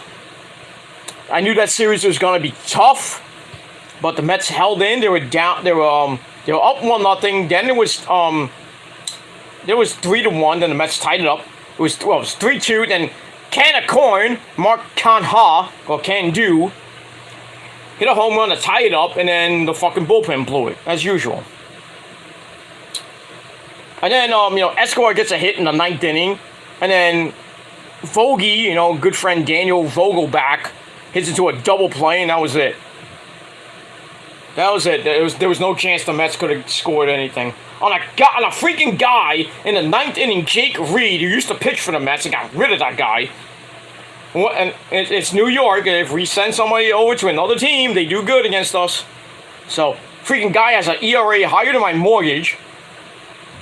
Shuts down the Mets in the 9th inning. So the Dodgers win 4-3. Mets have lost 2 in a row, but they still have a 3-game lead because the Braves lost tonight to the Rockies. So Mets could have been up 5 games tonight, but if they would have won Sunday and then tonight. But still, 3-game lead with 30 games to play. The magic number is, 32 games to play. And the magic number to win the NL East is 31. But I think the magic number to clinch a playoff spot is, I don't even know. I think it's 15. I think it's like half of that. I think it's 15 and 20. So we'll see. It's gonna be a dogfight for the next 4 weeks, really. So they play Mets play tomorrow. Game 2, we got the GOAT, the Grominator, tomorrow. Hopefully they'll get some fucking runs for him. And then Thursday afternoon at 4 o'clock, we got the Bassett Hound, Chris Bassett, on the mound against Clayton Kershaw. That's going to be freaking hard. It's going to be a great game. Kershaw always owns the Mets. Always owns. So really be a tough series to win 2 or 3 from the Dodgers, but the Mets can hang. I think come playoff time, if the Dodgers will start slowing down, because they're red hot right now. I mean, humongously red hot. They won the NL West already. They're up like 20 games already. I mean, just give them the NL West title. They just have to the magic number has to go down to a clinch by like September 12th, probably. But we'll see. We'll see what happens when the playoffs start there, Dodger fans. You better not run into a humongously hot Met team. Especially when Carrasco's coming back this weekend. McGill's coming back. That rotation is going to be lethal. As long as Taijuan Walker gets back to, he picks a good game. 5 in the third, not a quality start, but pretty decent. But if we can get him to the Taijuan Walker that we all know and love from the first half of the season, and Carrasco gets back to what he was doing this year, a great year for him, and Bassett can pitch what he did like in the first half, and then we get DeGrom and Scherzer pitching lights out for the first 2 games of the series, I think the Mets can probably go to the World Series. They have a good shot, I think, but I think they're going to have to get through the Dodgers, and that's going to be tough for a 7-game series with their bullpen. It looks like shit. Ugh. I would just hate to be game fucking 7. The Mets are winning like 6-4, and then then it becomes 6-6. Then the Mets get the lead in the 9th, 7-6, and Sugar comes in, and then and hopefully they're at home and not in LA.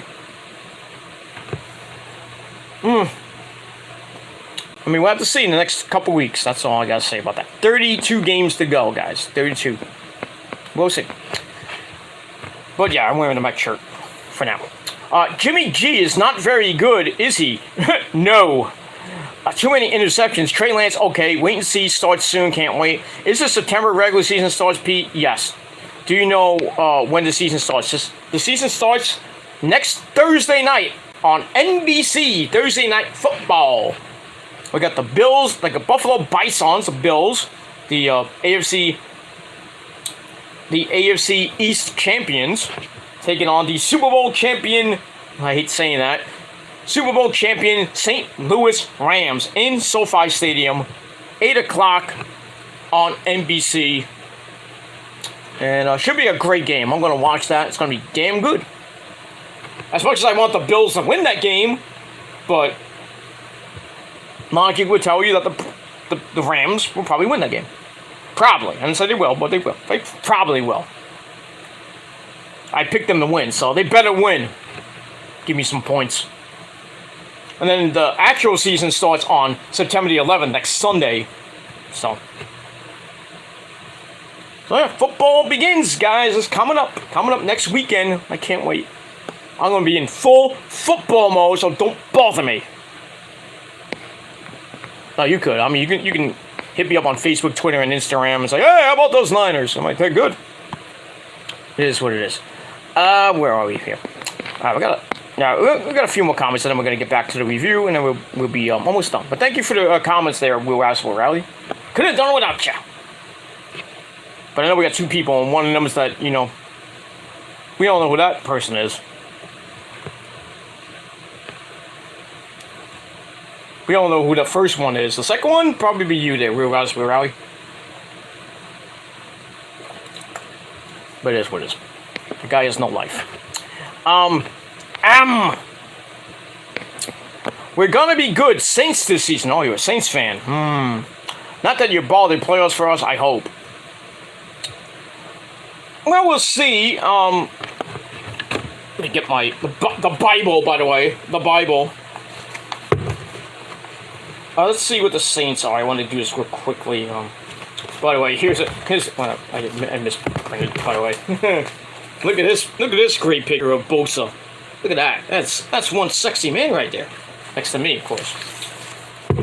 But yeah, we got that. I passed it. All right. Let me. I know I'm doing this early, but whatever. Yeah, the Saints starts next Sunday at Atlanta. That division is going to be pretty stacked, with the Brady and company. I would probably say the Saints and maybe the Falcons could give Tampa Bay a run for their money like they did last year. The Carolina Panthers will just stink up the joint. Who is the quarterback for this fucking team? Let's see here.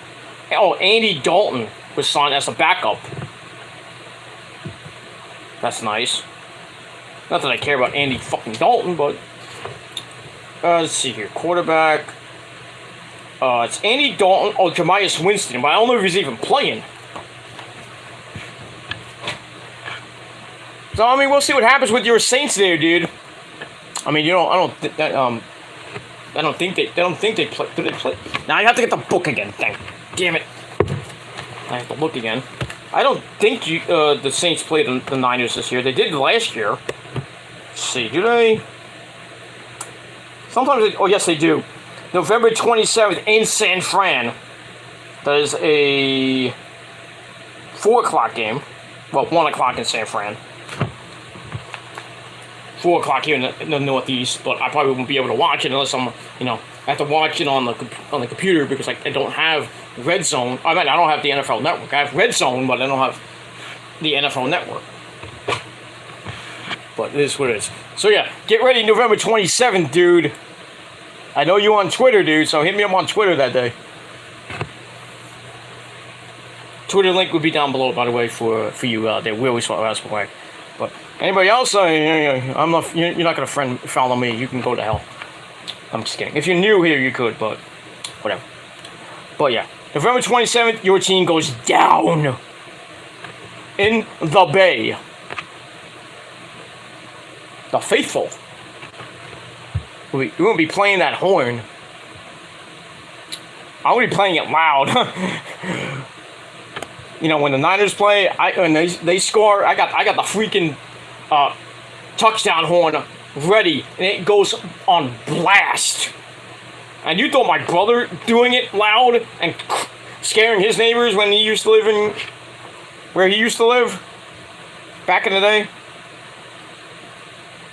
It was loud. You could hear it in the next county. It was so loud. I'm not kidding.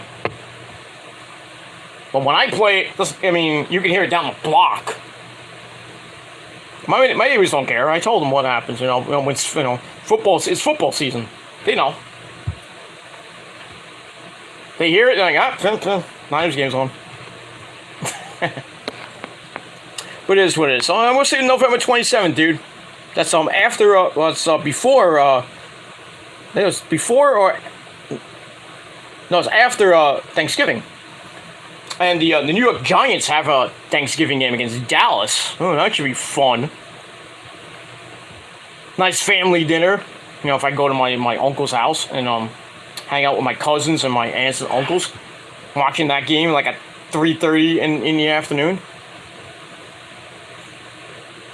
Here, watching the game, my dad's like screaming up a storm, and then my uncle is a Dallas fan, so, and I'm just gonna sit there like, I don't care. I just hope Dallas wins. Give me my points and give me my money. And then I'm just waiting for Sunday against the Saints, the Niners against the Saints on that Sunday. So and then they got the Survivor Series the day before that in Boston at the TD Garden Arena. I wonder if Joe Cronin's going to that one. He said he might. But let's see.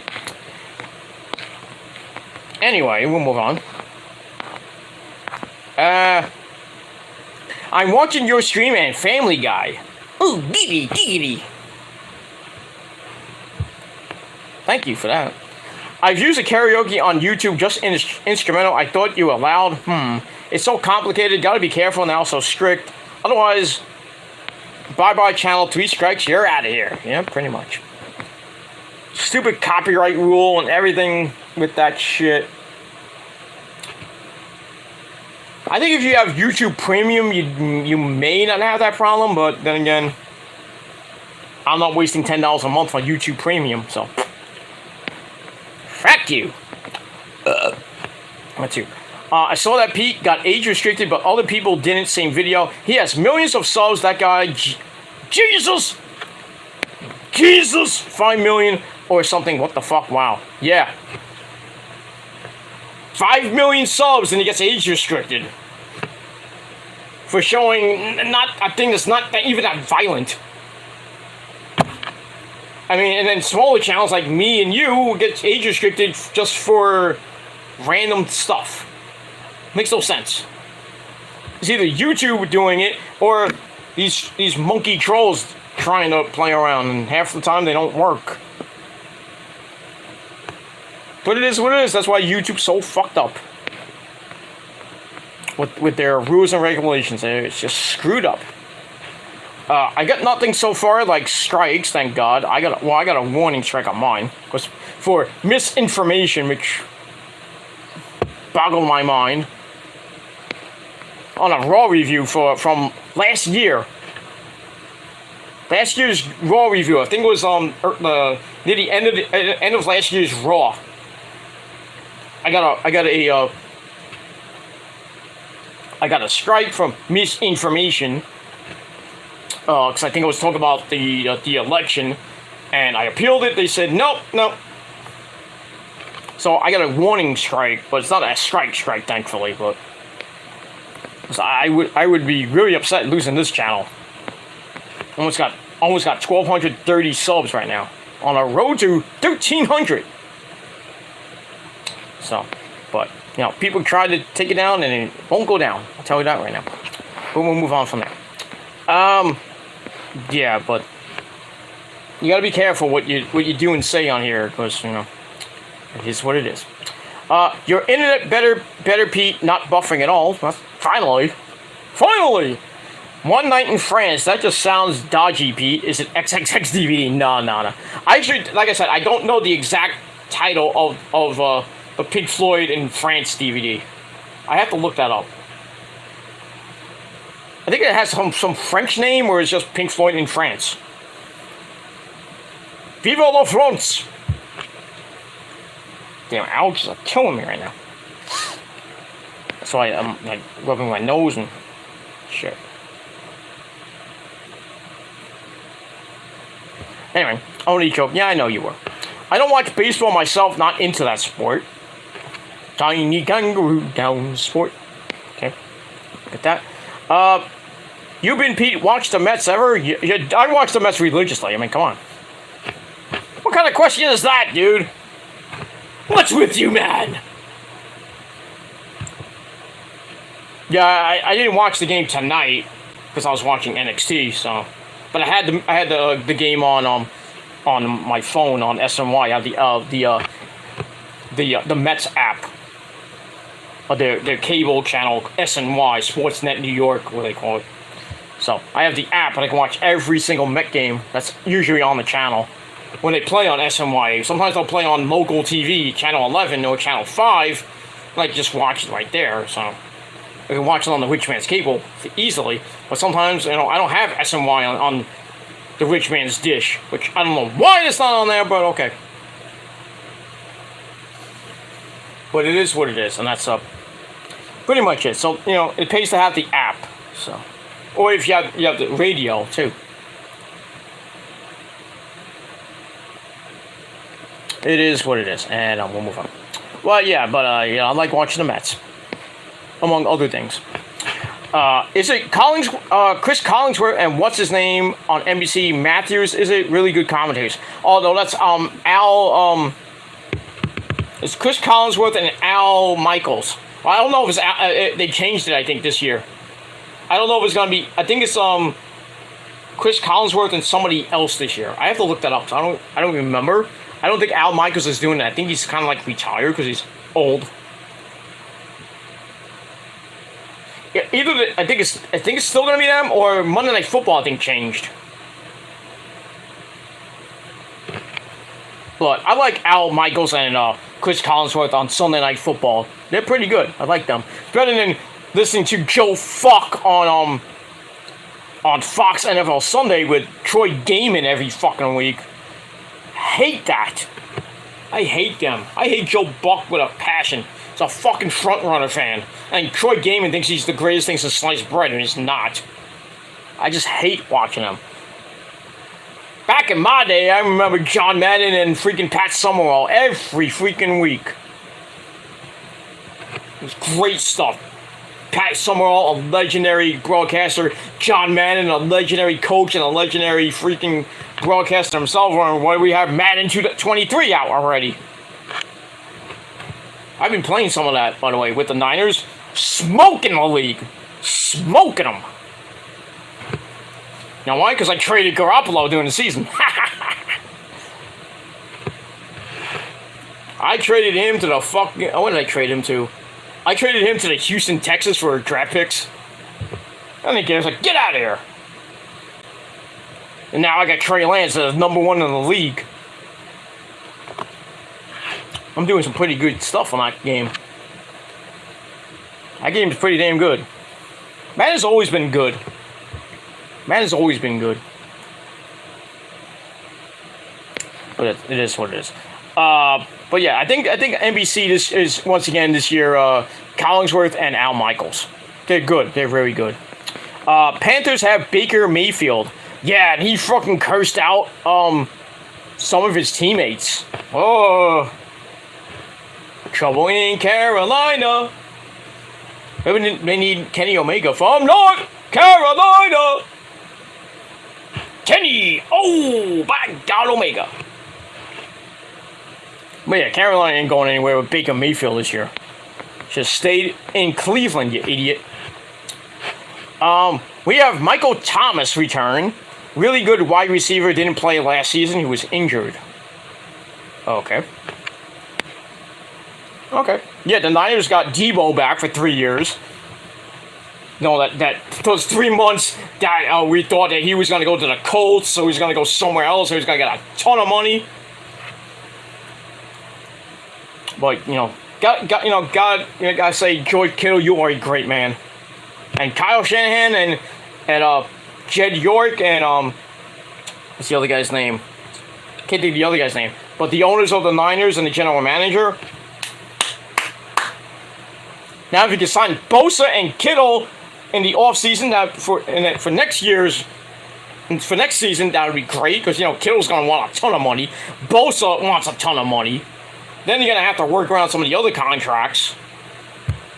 Because you'll have Jimmy G off the books next year, so that's going to save you some money. So which you can use to probably, give Bosa some extra money. Because Bosa is going to be probably one of the highest, a linebacker in the league. And Kittle's probably going to be the highest tight end in the league next to that idiot from the Rams, Cooper Kupp, whatever the fuck his name is. But I would give Kittle like a ton of money. I think Debo signed 3 years, $150 million, I think it was. Something like that, somewhere around 150, 175. So he got paid. He be getting paid. He can wear that freaking Niner chain again like he did last season. You play to win the game. And Debo's going to be a Niner for the next 3 years. And hopefully we get him a title. He's having fun there. Same thing with Ayuk and everybody else has been playing for the Niners the last couple years. But Jimmy G, after this season, you can go to fucking hell. I don't care where you go. Go to the Jets and suck ass. For all I care. Well, actually, I shouldn't say that. Don't come to the Jets. And then you do good, I'm like, fuck. It is what it is. Goalie crap, 16,000 followers on Twitter. Jesus, you have loads. I've got 49. Well, I started way before you do. I started like 8 years ago, so. I didn't make the channel. My channel is branded with my good friend Matt Legan, who's a big-time Met fan. He made the Twitter page with me. And no, all these people say, oh, you have fake followers. You have this and that. You have fake followers and this and that. I'm like, prove that. I'm just gifted. I'm blessed to have 15.5 thousand followers. I'm following 16,000 people, though. But at one point, I was at 25,000 people. But, with the Twitter purge, down the drain that went.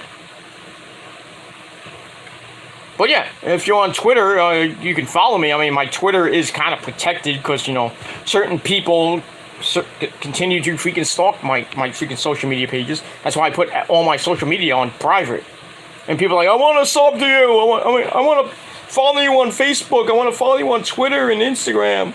I'm like, well, you have to be a real person because I'm not going to just friend a random fucking troll or somebody acting like a troll. I'm not going to do that. That's why I have my channel on sub-only mode.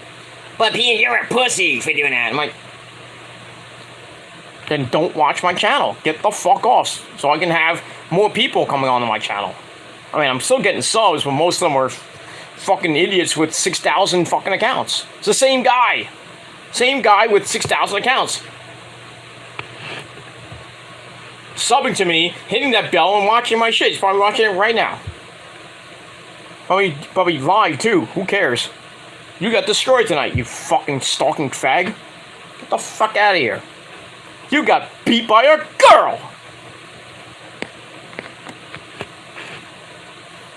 But who cares? That guy's a loser, and I don't care about him. He got destroyed, and pretty soon he'll be in a slammer. God willing. Because that's where he needs to be. In jail and off YouTube. But we'll move on from there. But yeah, I'm glad to have 15,000 followers on Twitter. Not much on Instagram. I have I'm getting close to 150 on Instagram. And on Facebook I have on private because one's a family channel. I have my main Facebook page, my Peter Gilmore Facebook page, and then I have a backup, which is my fan page. It just has different pictures.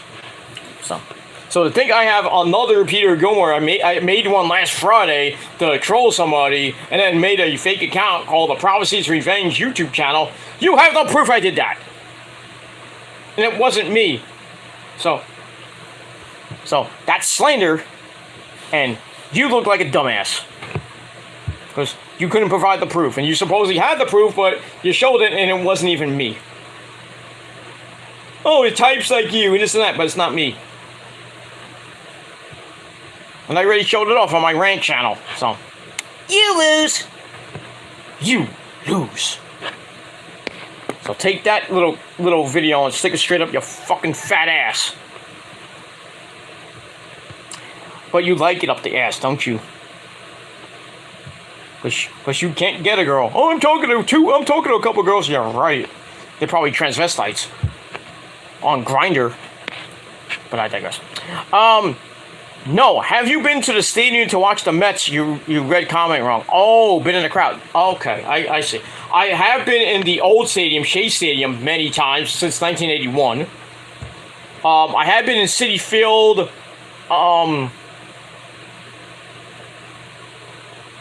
I've been in Citi Field twice. That was 2015, and early last year. I haven't been there since. But for the minor league team, the Cyclones, which they're about to finish the season this week, they were in first place and they're going back and forth with guess who? The Yankees, the Hudson Valley Renegades, who are the Yankees' new single A minor league team. They're going back and forth for first place, and this is going to be a big week for the Cyclones. I think they play them this week. It's the final week of the minor league season. Then they got the playoffs right after Monday. I think it starts on Tuesday or Wednesday.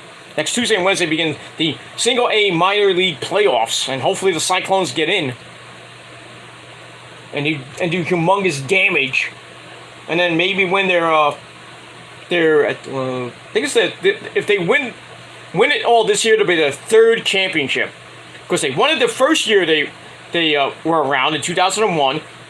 Then they tied in I think it was 2000, I forgot what year, 2012 or 2015. Then I think they won it I think a year or two ago. No, I think they won it I think it was last year or the year, no, 2 years ago. 2 or 3 years ago they won. 2019 they won. But that was Double A. That was a New York Penn League. But they're not part of the New York Penn League anymore. Last year they stunk up the joint. This year they started off really bad, and then I went to one game, and I went to the home opener. They won. Then I went to a game with Rosa, and I had to leave early because I wasn't feeling well. I should have stayed because they won the game. They came back to win that game. Then I went the next night, and it almost got rained out, and I think they lost that game. And I haven't been to a Cyclone game the rest of this year. And this week's the last week of the season, so. And from what I've been reading on their website, that they're they're going back and forth for first place right now. So we'll see. They play tonight, so I don't know what happened. So hopefully by Sunday or Monday, hopefully the Cyclones will win that division and go to the playoffs, and then hopefully they'll win a championship. Another championship for Brooklyn. That'll be very nice. But we'll have to see. They're doing pretty good, which is shocking. Shocking. Shock the system. We'll move on. But I have been, like I said, I had been to Citi Field. Like I said, the last time I went was last year. But rarely I would go. I wanted to go this year for Keith Hernandez's retirement day when he retired his number, but I couldn't go, so it sucks. But probably won't be going to any the rest of the season. Probably going next year. Already the schedule came out already for next year. The Mets start in Miami on March the 30th in Miami. Then I think they come home right after that. I think they start in Miami, then they go to Philly, then they come home in the beginning of April. So we'll see what happens with that. And we'll move on. Al Michaels, he retired. He was really good. Yeah, he was. He was very good. You know, he's up there, you know, with guys like Pat Summerall, John Madden, and the legendary Howard Cosell on Monday Night Football. Howard Cosell. Jim Joe Namath on Howard Cosell. Monday Night Football on ABC. Not a great impression, I'm sorry. But he is good. Collinsworth is pretty good too. He's funny. So I don't know who took his place, but what was it? Anyway, I'll check in a bit. My fave commentators thought they were great together. They were pretty damn good. George Kittle, really good. Agree.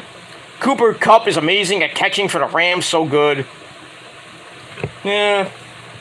He is good. I have to give him that. He is very good. Him and Kittle are like the best tight ends in the league. I think he's a tight end. Kupp is a tight end, I think, right? Or is he a wide receiver? I think he's a tight end.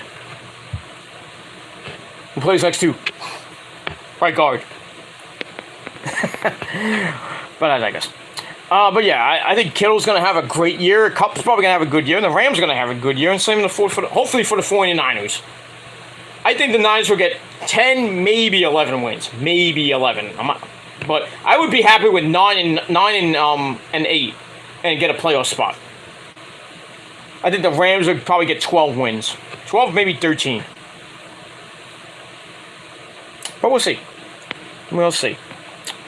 Anyway. Hey, Pete, bit weird. Do you have to accept? Hopefully you like me accept. What? Come again? Come again?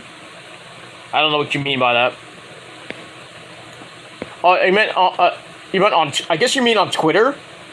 You can just follow me on Twitter. It might come up as a follow request, or you can just follow me. But if it does come up with a follow request, then I will follow you. I will let you follow me. I will follow you. It is pretty much it. Oh, by the way, there is a certain stalker of mine that follows you. Block him. Block that stalker, by the way. The script. But it is what it is. Yeah. But it is, yeah. You can accept me on Twitter. I will accept you. Thank you very much. Damn, my freaking nose is killing me. Ugh. Anyway. Ha, you funny, Pete. Grinder made me laugh. Yep.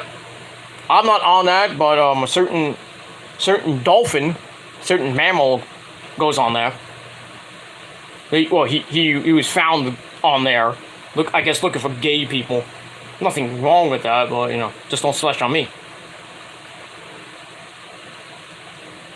I think that's why he's mad, and he's going, stalking women because he can't get with them. And he goes on Grindr and he has to find gay guys because he loves that big black cock. Well, he'll love it in jail when he goes back there for the 4th time.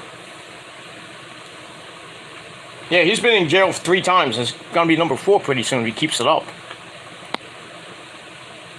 Because certain people don't want to be associated with him no more, especially the stream I was on tonight.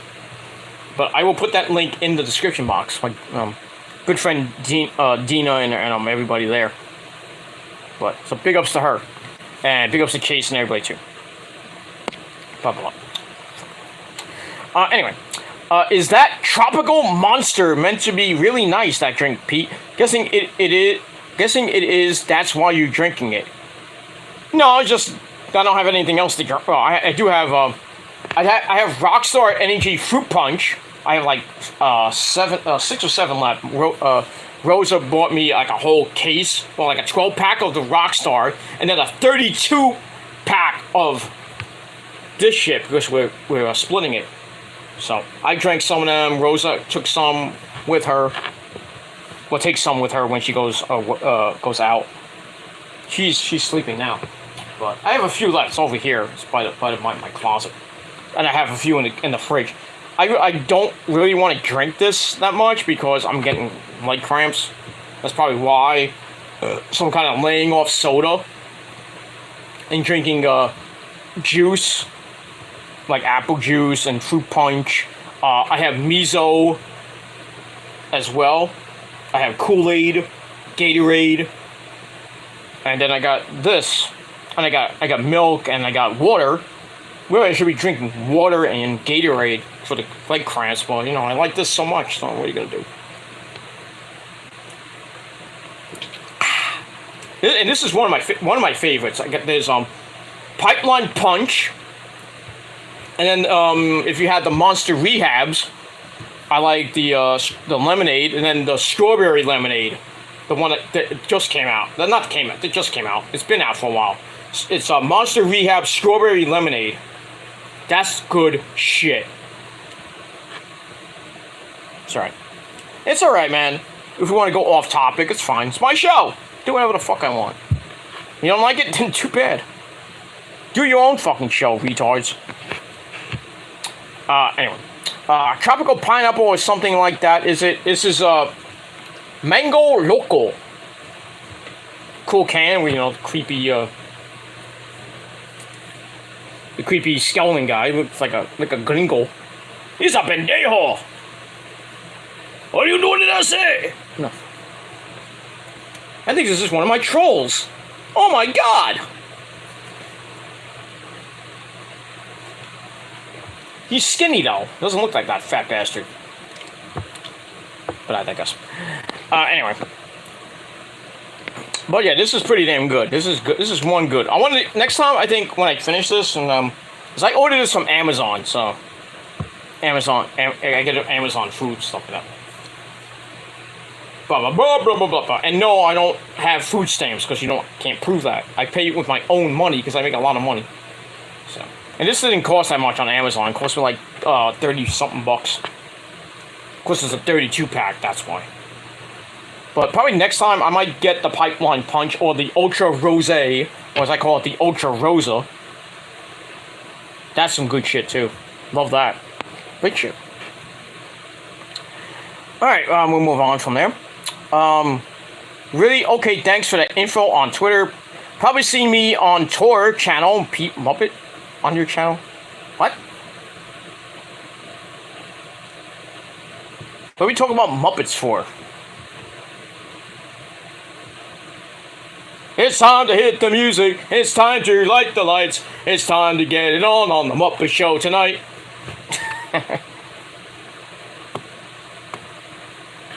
It's time for the Muppet Show. I'm Kermit the Frog. Yay! Where's he borrow when I need him? God damn, from the Rant and Rave podcast. Well, thank you for watching the Rant and Rave podcast. Yay! Once again, big ups to the Rant and Rave podcast on the Brandon Martin channel this Thursday night at 8 o'clock, episode number 151, I believe, with J-Man, Jordan, Brandon Martin, Eric Lima, Ibarra, and Michael Bombardier, and David 3000, and a whole bunch of other people on that damn show. It's a good show. Thursday nights on YouTube on the Brandon Martin channel. Tell him Peter Gilmore section. And if you troll that guy, I'm gonna kick some fucking ass. Because they don't need to be trolled. Let them do their fucking show. You troll some other schmuck. Not me, because I don't care about you fucking guys anymore. Go lick a dog's anus. And then proceed to lick his balls and taint. He'll give you a milk bone. Anyway. I didn't know what your comment meant anyway. Anyway, not a fan of energy drinks myself. Horrible. I have black currant cordial 24/7 myself. I have no idea what that is. Don't know what that is. Is that some type of drink in England? But yeah. Yeah, maybe, no, they're real guys. If I ever go to England, I like to hang out with you at the pub and go grab a pint of Guinness. Maybe have some bangers and mash and shit. I don't know. No, we'll probably just go get some burgers and stuff like that. Burgers and fries. We'll have a nice, good drink. We'll have a nice, good time at the pub. Good jolly old England. We'll get a shillelagh and we'll proceed to fight. No. I'm kidding. Ah, but I like to go to England sometime before I die. Not anytime soon, but you know. Rosa went to England years ago. Not by herself. She went with her niece. So I couldn't go because I was working. So. Blackcurrant juice in a bottle. Blackcurrant. You put water in it. Come on. Oh, so it's like your version of Kool-Aid or miso. You know, you take a thing and it's like powder, or if you have miso, you squirt in it in the water and stuff like that. That's what I'm talking about. I could be wrong. I don't know what it is. I'm not freaking from England. I'm sorry. But it is what it is. Sorry, let's get back to NXT. Yeah, we're going to get back to that in a second. That sounds nice. Strawberry Monster, not heard of that one. With strawberry lemonade. Just look it up on Google. Strawberry lemonade Monster Rehab. Should be in your local store. In jolly old England. Let's have some Monster Rehab and teen crumpets with the Queen. This is Michael Caine. Did you know that you can save money on your car insurance by switching to Geico? I'm the gecko. Smash that fucking gecko. Really, Amazon, I thought you bought it from the store, Monster. No. Sometimes I do, sometimes I don't. But if I want it in bulk, then I get it from Amazon. Because we have an account there and everything. So, that's what usually, we don't really go to, me and Rosa don't go to the supermarket that much. And if we do, we usually go to Target, because they have sales and stuff. Or sometimes we go to the local mart, which is like a few blocks away. We'll get our stuff, but, you know, Rosa has to get her organic shit, and usually you have to get that from Amazon. She orders it, like, she'll order it, like, tomorrow, and then it'll come here on the next day, which is great. So, it doesn't even cost that much. You just have to wait for it to come, and then when the people come, you have to bring it outside. You have to go outside and meet them, or unless you're not home, they'll put it either like right by the gate or at your front door.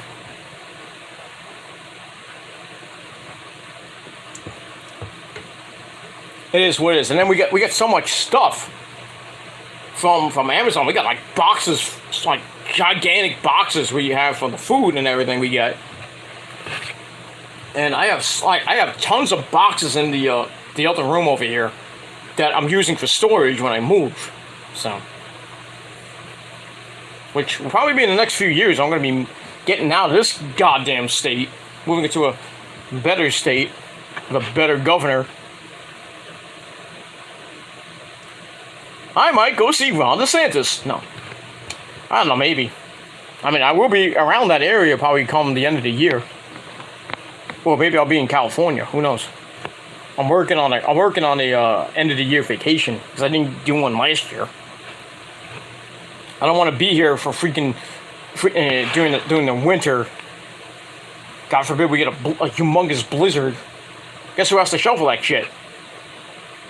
Old Man Gilmore. I'll be the donkey shoveling the snow. Even though, you know, my neighbors who are, you know, my new neighbors are, well, not new, but they've been here for, I think, about a year or so. They're Ukrainian, and they're pretty damn good, nice people. You know, they help me out, even, you know, when I'm doing my yard and everything. When the winter comes, you know, they sweep out a path for me so I can finish. So I don't have to do my path, and then like, oh, you gotta do down the block, so I can go down the block. But they're very nice people. Very nice.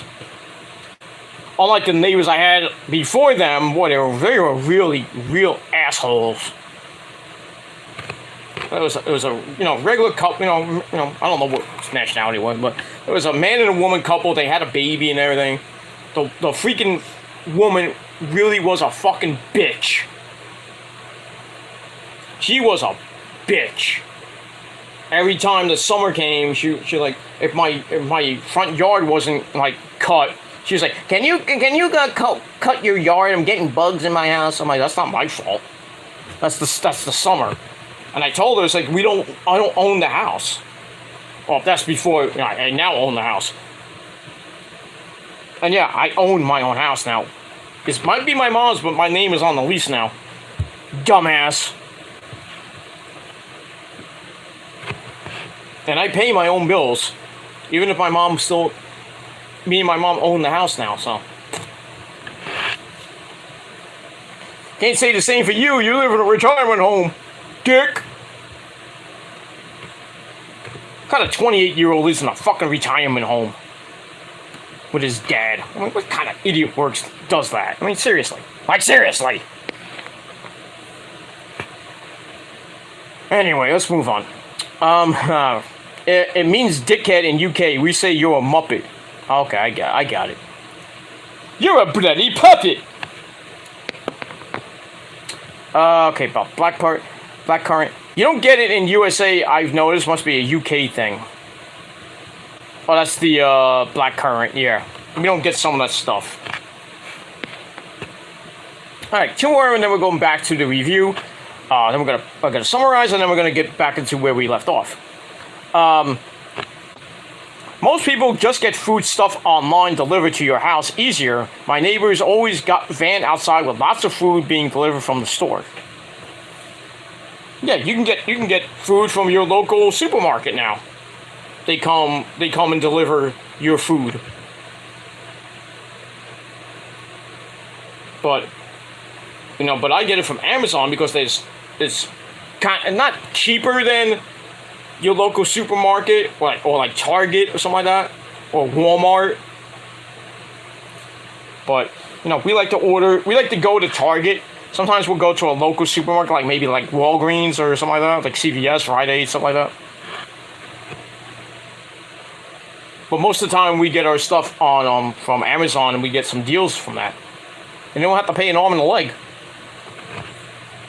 We get a lot of stuff, but because Rosa likes her veggies and her yogurt. I hate yogurt.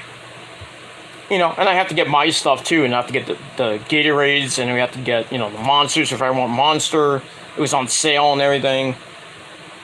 Then we get like hamburger meat and stuff, just basic stuff, basic shit. And then we can also get like TP. You can get TP. You can get a whole ton of stuff on Amazon. And like I said, it doesn't cost an arm and a leg, which is great. I gotta buy some more TP. I think I don't have it. I gotta buy more. I gotta buy a lot of stuff. Probably over this weekend I'm gonna go shopping. Maybe Friday. Maybe this weekend. Yeah, probably Friday. I'll probably go shopping after I go to physical therapy on Friday, because I go 2 times a week now. I went today, and my back, they fucking killed me today. Not that I was ready dying anyway, because my legs were shot. I got out of there, my whole entire body was stiff. Holy crap. I got home, I was lucky to walk home. I was in so much pain. I got in the door, and I fell right on the bed. I took a ibuprofen because I was in so much freaking pain, so my body was stiff. And then I went to sleep for like a half hour, and then I got some lunch, and then right after I ate lunch, I went back to sleep for another hour and a half. So I was so fucking tired. And then I got up at 7:30, and I put on the TV, watched NXT, and I was okay. I had my sensible dinner, and that's pretty much it.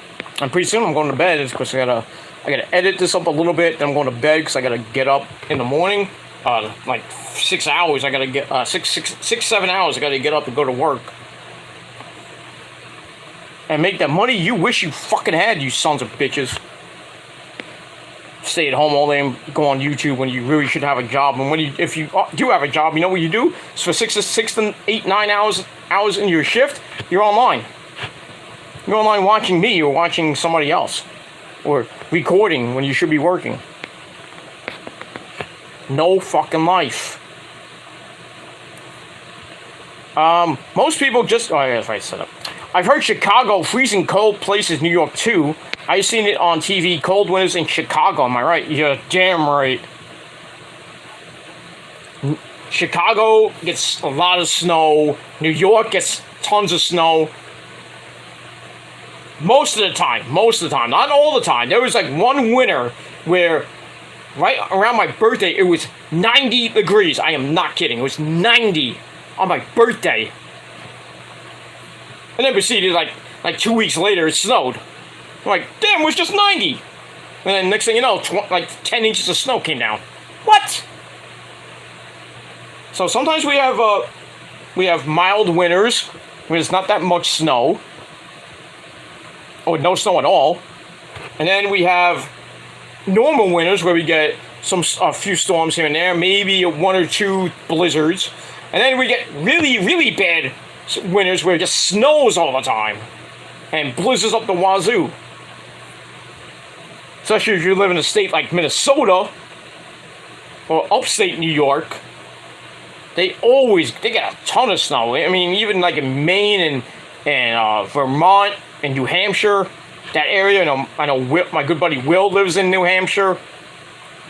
I believe, yeah, he lives there. So, he has to deal with that shit. So big ups to Will, by the way. So it sucks living in New York sometimes, because you can get a good winter where it not that much snow, or you get a really bad winter where your back gives out the first storm of the season. You can be like, 3 inches of snow. Oh, my back! I hate the snow. I hate the winter. It's my least favorite of the seasons. My favorite is the summer because it's so fucking hot. But then again, it gets hot and I get sick half the time. But when I move down south or in the West Coast, I don't have to deal with that shit. If I move the West Coast, all I got to deal with is earthquakes, and during the summer it gets real hot, depending where in the West Coast you live. If you're in Arizona, you're living in a furnace. It's like 120 in the shade with no humidity. And sometimes in California it gets like 117. I'm like, what?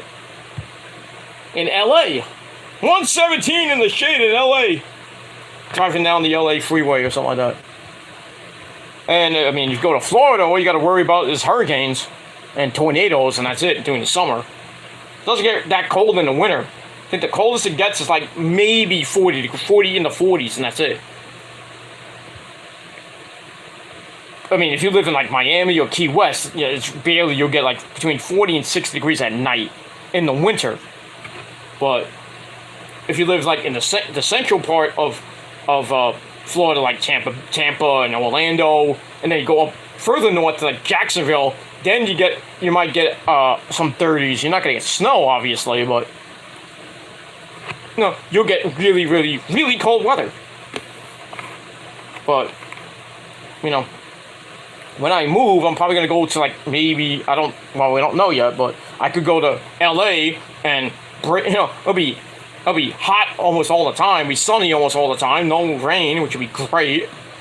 Or I go down to, Florida, and it's warm-ish during the winter, and then it gets red hot in the summer, and I gotta worry about fucking hurricanes and tornadoes and shit. And most of the time it rains almost every day. It feels like Seattle.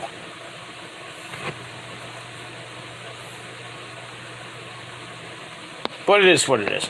But like probably in the next 5, maybe 6 years, I'm probably gonna be out of this goddamn state. But we'll see. Well, we're thinking about it. We're thinking about moving in the next few years. And as far as Casa del Gilmore, it'll probably be no more. We'll have a new Casa del Gilmore in the next couple years. This house will probably be gone. So I'm thinking about what I'm gonna do with it. I might sell it to somebody. Not really. The house is not like millions of dollars like a mansion or anything, but it's up there. Somebody might buy it and then proceed to probably tear it down. The original people that wanted to buy this house, which was the old neighbor, I took it from him, was like, oh, you ain't taking this house. It's my grandfather's house. Gave it to me. So they were going to tear this house down and then build like a bigger house. So I'm thinking about doing that. Probably after, probably in the next couple of years. I got to talk to my mom and my dad, and I got to talk to Rosa, and then eventually, if I'm still here, when my parents hopefully don't die in the next 5, 10, 15 years, and I'm in wherever new place I am, I may keep the house and rent and come back every now and then, but that's kind of a waste. So I'm thinking about probably selling it, because I doubt I can rent it, because who wants to rent this thing? But I'm thinking I'm probably gonna sell the house, get the money, and then take all the money, put in my bank, and go down to where I'm gonna live, and then every so often, probably every maybe 3 to 6 months, I'll come back to New York and maybe stay at my parents' place, because when they die, I'm thinking I don't even know what I'm going to do with their place. I probably would rent that one, or I don't know. And I'm going to have a war with my sister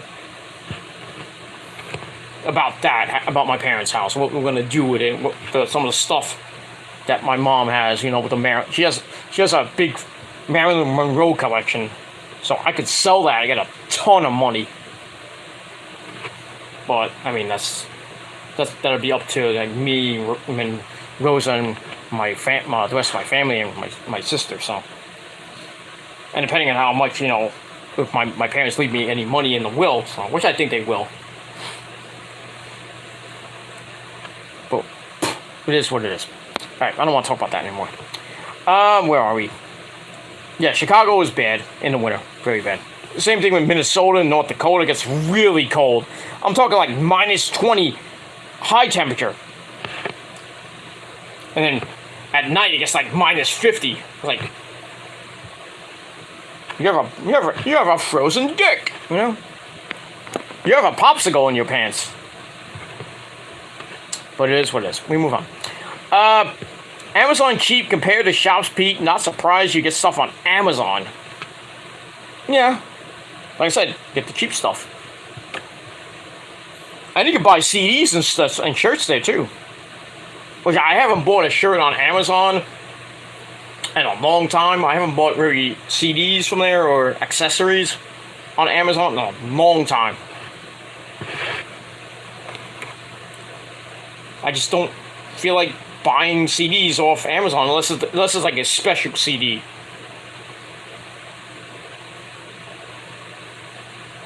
Like a deluxe edition, which when I bought the Disturbs, not Evolution, the one before that. I forgot the name of it. I bought the deluxe edition off Amazon because they were doing a special on it, and I got it for $10. The same thing with the Soulfly album. I forgot the name of it. Not the new one. Not Totem. The new one. The new Soulfly album is called Totem. So I already got that on Spotify. So, but you can get a lot of shit from Amazon. Good stuff. You go to physio now, back and legs. Physios hurt, don't they? Jesus, I've been poking around everywhere. Okay. Yeah, physical therapy is not a good place to go, but I have to go because my body is like shot. Even with the DDP yoga that I used to do, my body's shot. I'm old, god damn it. I'm getting real young. I'm getting close to 46. In a couple months, I'll be 46. Hi, Bird City! I still got my teeth. But this was. Alright, final comment. You get snow like me then. I get snow every year here in countryside I live. Yeah, where you live in the country. In jolly old England.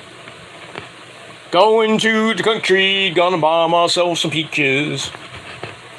Millions of peaches, peaches for me. Gump sat alone in a bench in the park. Okay. That's not old Pete 46, bro. I'm middle aged, goddammit. I look good for 45, 46 almost. I look pretty good, don't you think? I think I do. That's why all the ladies want me. I mean, anywhere I go. I mean, I go to physical therapy, and it's like there's some like hot 20, almost close to 30-year-old chicks looking at me. They probably want my dick so bad. I'm like, I'm just a one-woman guy, man. I thought you were younger. Yeah, I get that a lot when I go places, and they say, hey, I say, how old are you? I say, I'm 45. It's like, you don't look 45. I say, yeah, I get that a lot. So if I had $5, if I asked somebody for my age and I asked for $5, they would not know my age. I'd probably be making a lot of money. You know, when you go to those amusement parks, they have a section with like some guy or some girl goes, hey, guess my age for $5 or something like that. Then you waste $5 and they're loaded after a while. If I had $5 for every time somebody asks my age, I'd probably be a millionaire right now. Never know. But yeah, I mean, I do look like I'm 20s, in my late 20s, and you know, if you look at a picture of me and my dad, I look just like my dad, but sexier. I always get that when I used to help my dad when I go to my dad's job. People will come in and I'm like next to my dad and like, well, which one is you? Which one is junior? Which one's senior? I go, I'm the good-looking one. He's not. Not to say anything bad about my dad. My dad's a great-looking man. That's my pop. But you know, it is what it is. I love my dad and my mom. They're not doing so well physically, but my mom's getting better, which is great. She had a lung infection. She's getting better. She was taking an inhaler, but she's still kind of using that. But she's getting much, much better, which is great. She survived COVID. My dad did too. Good stuff. Good stuff. And thankfully, you know, me and Rosa, we didn't catch the COVID yet. We have been tested many times, but it all came out negative. So, fuck you, COVID. It is what it is. And for you trolls out there that don't like me, I hope you get it. No, I'm just kidding. You don't get it. No, somebody said, Peter's wishing death on people getting COVID. I'm like, fuck you. Take everything I say so seriously. Like, seriously. Get a life. I thought you were younger, 40 late 30s. No. I look it, but it is what it is. People have come up to me and say, hey, you look like Matthew Broderick from like War Games 1985. Or no, the early 80s of War Games. Or Ferris Bueller, to put it that way. And I do see the resemblance. Put my picture next to Matthew Broderick from Ferris Bueller, just exactly almost the same. Not now, obviously, because Matthew Broderick's like old. There is supposed to be a Ferris Bueller reboot. Why? Why would you reboot Ferris Bueller? I think Rooney, the guy that plays Rooney, is dead, I think. Some of the other characters are, well, they're older. Sloan Peterson is, like, probably still hot. Who else?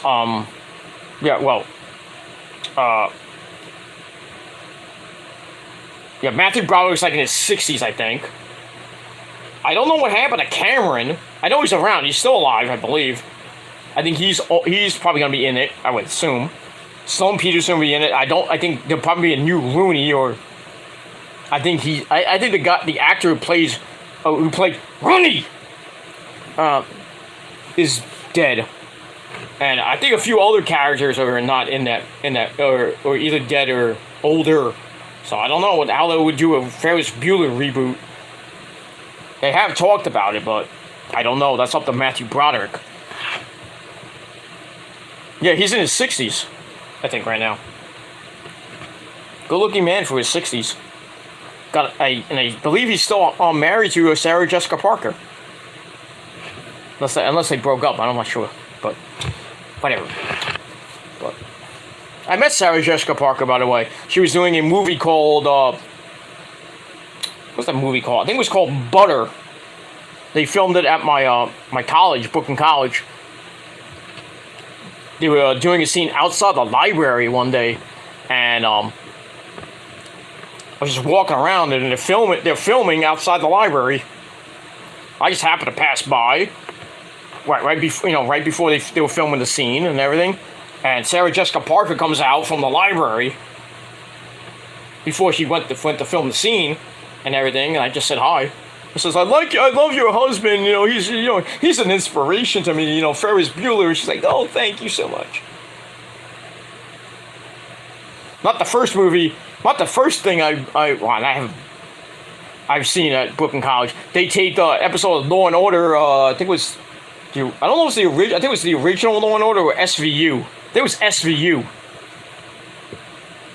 They taped it at the front entrance to the campus. I got off the bus one day, and they were, I saw the film crew and everything, and I'm trying to go into the front of the campus, and it's like, you can't go in. I'm like, why? It's like, oh, they're filming Law and Order. I'm like, what? So I just stood there, and they were filming the scene where the cops go into the main campus. You don't see me, obviously, which sucks. I could have been on that. I could have been on SVU, but I know that episode.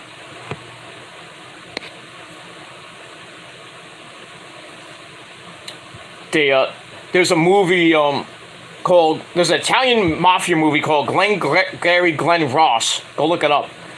They filmed the scene by the train station where by the train station, not where I used to live. And they converted a bakery into a Chinese restaurant. And they filmed the scene, and they had the makeshift rain. It was raining. It was pouring, and I'm coming home with my dad. I'm like really young here at that time. They were filming it, and I'm outside, and they're filming the scene, and it starts raining. I'm like, oh, we're out of here. We're getting soaked. What the hell? That's a pretty decent movie. It's an underrated movie. It's pretty damn good. Glenn Ross. Great movie. I look like my dad too, mini version. I shall call him Mini-Me. I never got it once COVID. I've done 100 tests, not one. Yeah, I haven't got a COVID test in a while, but I feel pretty damn good. I mean, I have at-home tests. Rosa did one, like about a month or so ago. She was negative, so always gotta be careful when, she goes out of town. But it is what it is. Because of her job. And that's it. Oh yeah. Oh yeah, Ferris Bueller, a bit, yeah. I heard that Ferris Bueller 2 was a reboot, not 2, but it's a reboot. Matthew Broderick, probably 6 and 0, yeah. Is he the Sarah Jessica Parker out of Sex and the City? Yeah, her, yeah. He got with her, and I think they had kids too. Lucky guy. So Ferris Bueller, you went from Sloane Peterson to Sarah Jessica Parker. Go figure. Call me sir, damn it. Ronnie! When Cameron was in ancient land, let my Cameron go.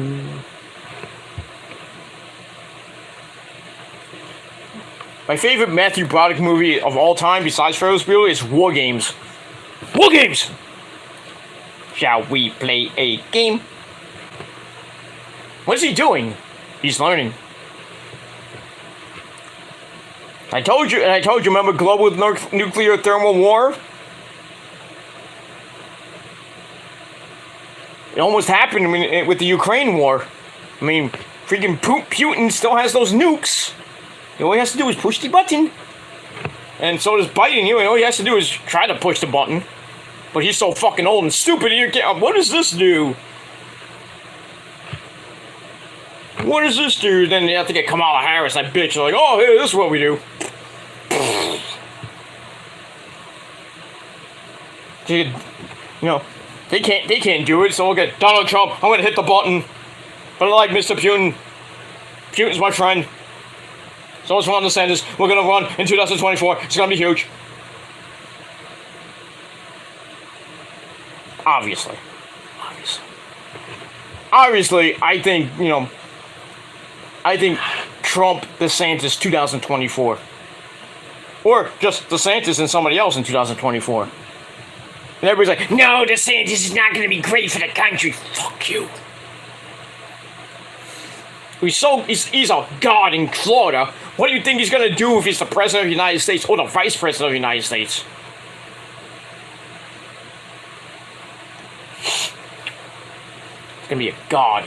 Hold on a second, guys. I have to get... hold on, I'll be right back.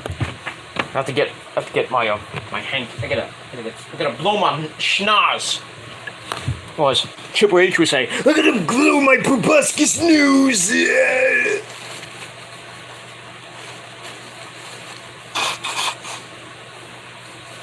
I got COVID. My nose is running. When did you like that, Charles? Fucking idiots. We move on. Actress, she is in Sex and the City, or is that someone else? No, she has been in Sex and the City. The original and the remake. Well, not a remake, but it's like a new version. Well, not a new version. I forgot what it was. My dad likes that show. He has all the CDs of the original seasons. That's kind of weird.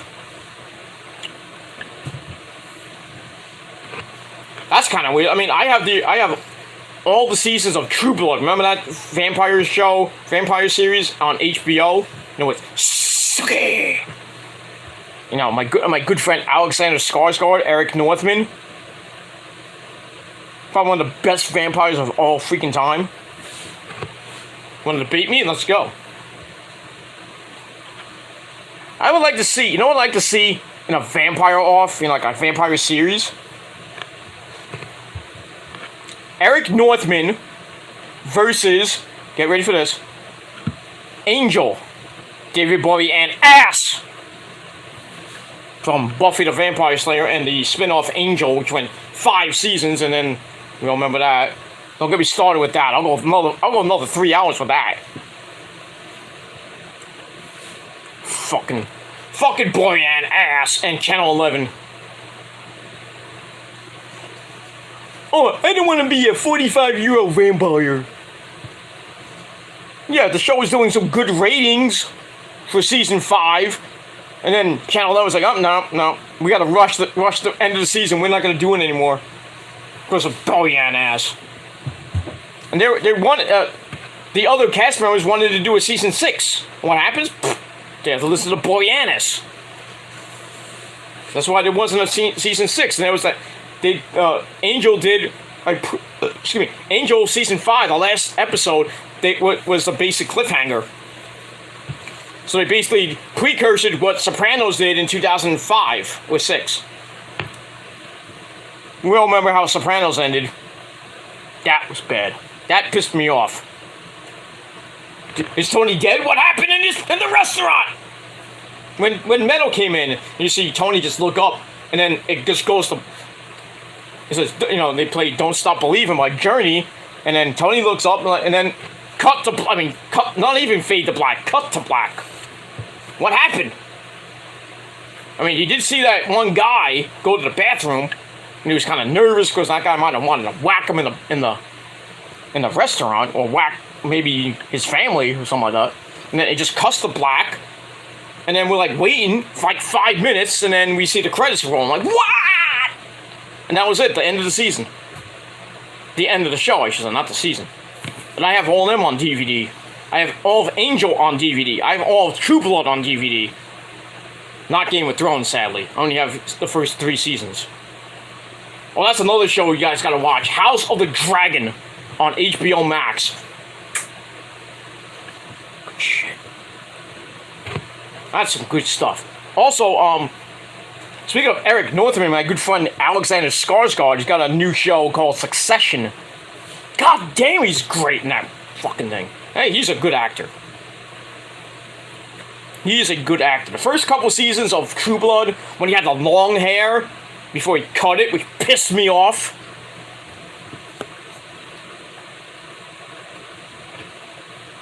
That's some good stuff, man. True Blood's a great show, man. I love that show. It had Scarlett Johansson on the third season as like one of the major female vampires. She was so fucking hot, man. I mean, but if you don't like gratuitous sex, then don't watch that, because there's a lot of sex in that fucking show. A lot. And I'm talking rough sex. I mean, like just like go bang bang going at it. Shit. I mean, especially in the later seasons when Eric and Sookie get together, they were going all over the place, just banging the living shit out of each other. Damn. And you thought me and Rosa getting on was great. Jeez. But it is what it is. Yeah, we got a lot of comments.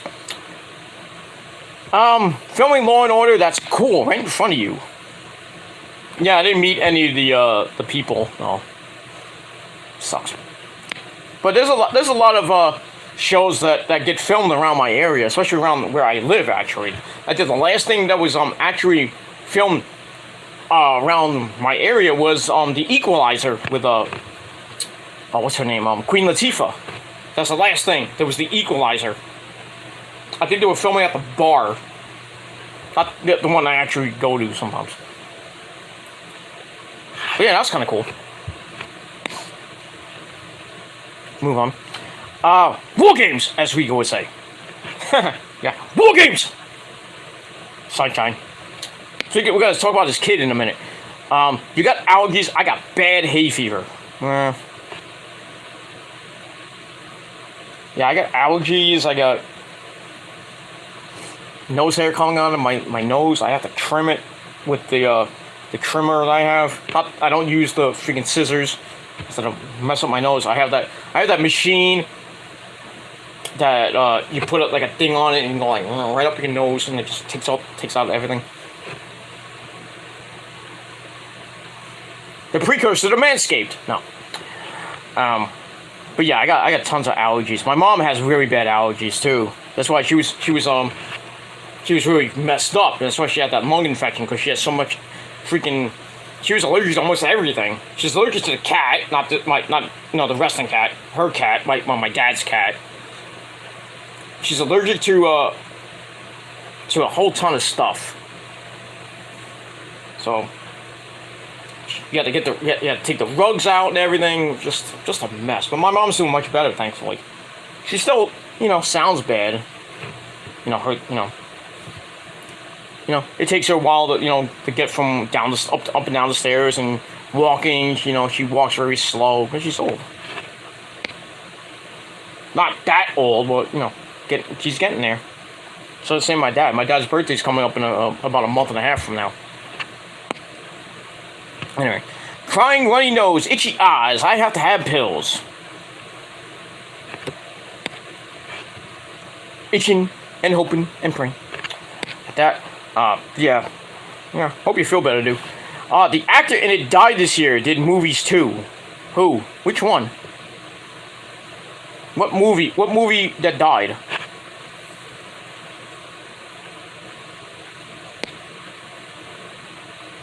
Anyway, Queen Latifah, funny, the actress. She's a good rapper too. U-N-I-T-Y. U-N-I-T-Y. That's for unity. U-N-I-T-Y. Who you calling a bitch? Anyway, okay, now final comment. I use scissors myself for nose, but everyone different. Yeah, it's true. It's true. Alright, we went a very long time with lots of comments, lots of talk, and that's pretty much it. Alright, it's 3:30 in the morning. Let's get back to NXT real quick. Let's do a quick summary, and then we'll finish it off where I left off. Alright, so we started off with Grayson Waller. I did it. Grayson Waller and Apollo Crews. Pretty good match. In the end, Grayson Waller gets the win with the rolling stunner. He tried it for the first time. Almost got counted into a spine buster. But Grayson Waller hit it on the second attempt.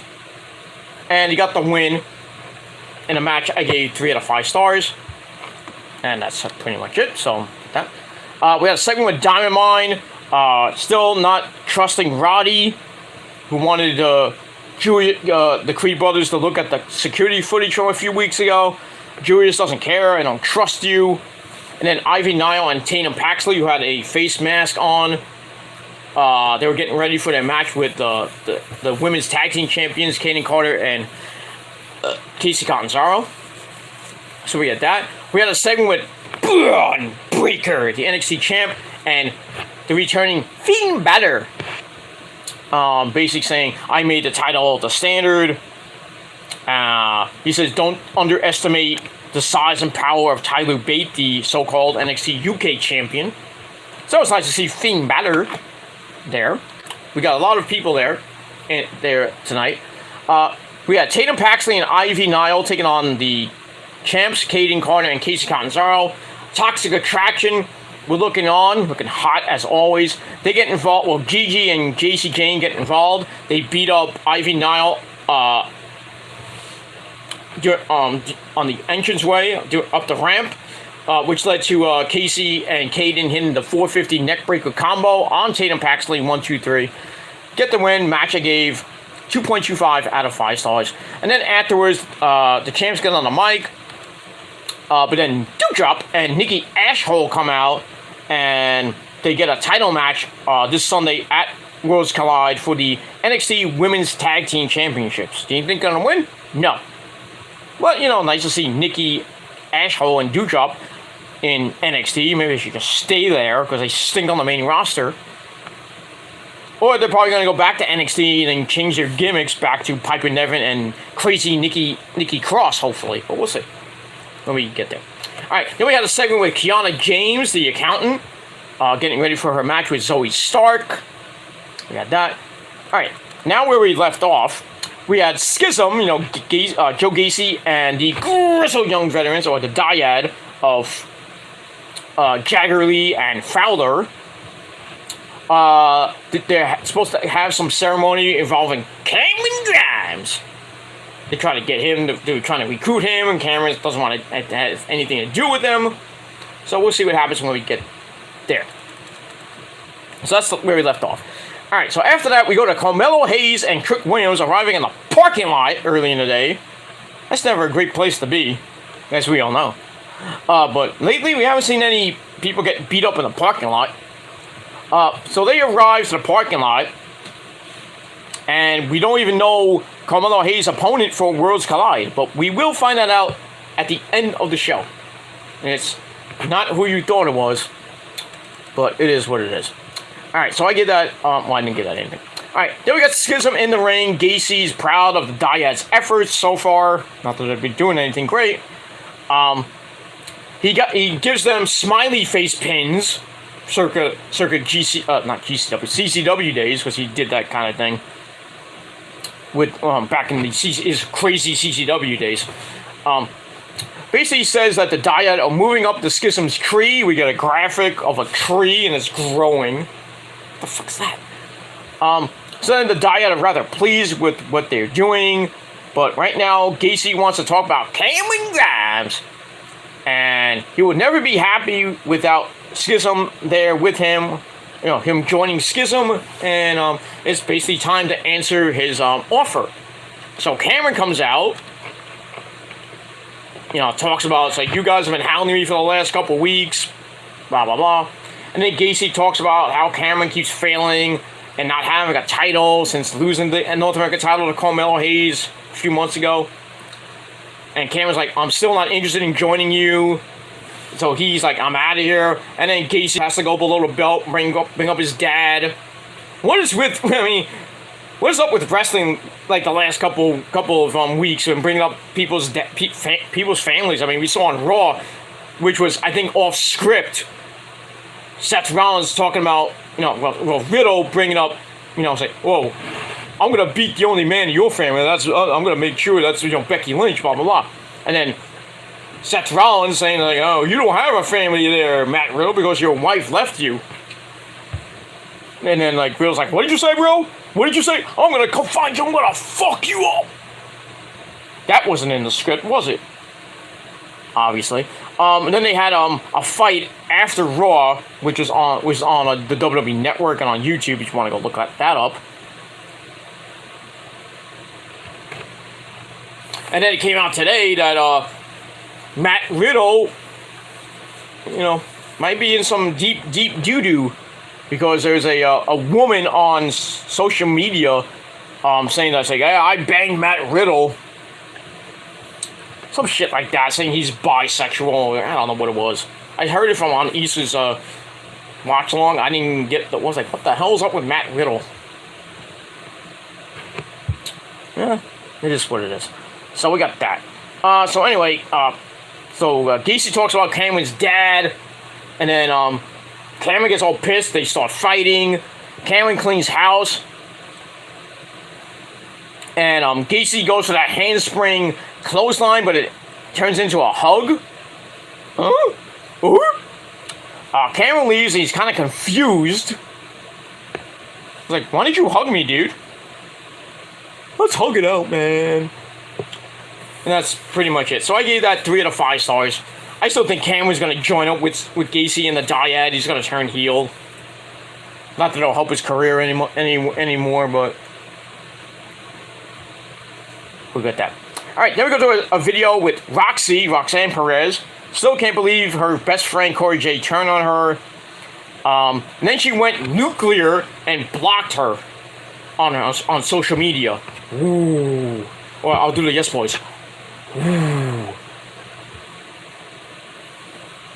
So that feud's continuing on after what happened at Heat Wave, where Roxy was about to crack Corey Jade in the face with her stick, and she couldn't do it, and then that's why she lost the match. Let me move on. Alright, then we go to Tyler Bate in the back, just walking, and he runs up to, I'm Fit Finlay, and I love to fight. I haven't seen Finlay in a while, and he looks great. So Finlay tells him that there's a call for him, so he gives him the phone, and there's a FaceTime call from Pete fucking Dunne. They didn't call him Butch. Well, he looked like he didn't have that stupid fucking Butch gimmick, which is great. So Pete fucking Dunne is on the tablet or the phone and tells Tyler to unify the titles and bring it back to, do it for NXT UK. So, no more fucking Butch anymore. Sadly, me and Issa don't have to go Butch anymore. So now we're getting Pete fucking Dunne. Now he had his gear after SmackDown went off the air last week. That was pretty damn good. I would like to see Pete fucking Dunne against Walter for the Intercontinental title. Big beefy man slapping meat. That's what I want to see. Give me what I want, Hunter. That's all I got to say about that. Damn, my freaking Alex killing me. Tonight, we're almost done. We're getting out of here right now. Alright, then we go to mixed tag team action. We got the NXT UK tag team champions, Josh Briggs and Brooks Jensen, teaming up with their manager, friend Fallon Henley, as they take on the Yes Boys. Ooh, pretty deadly. Elton Prince, and I forgot the other guy's name. Wilson and Prince teaming up with Lash Legend. Match was meh, but in the end,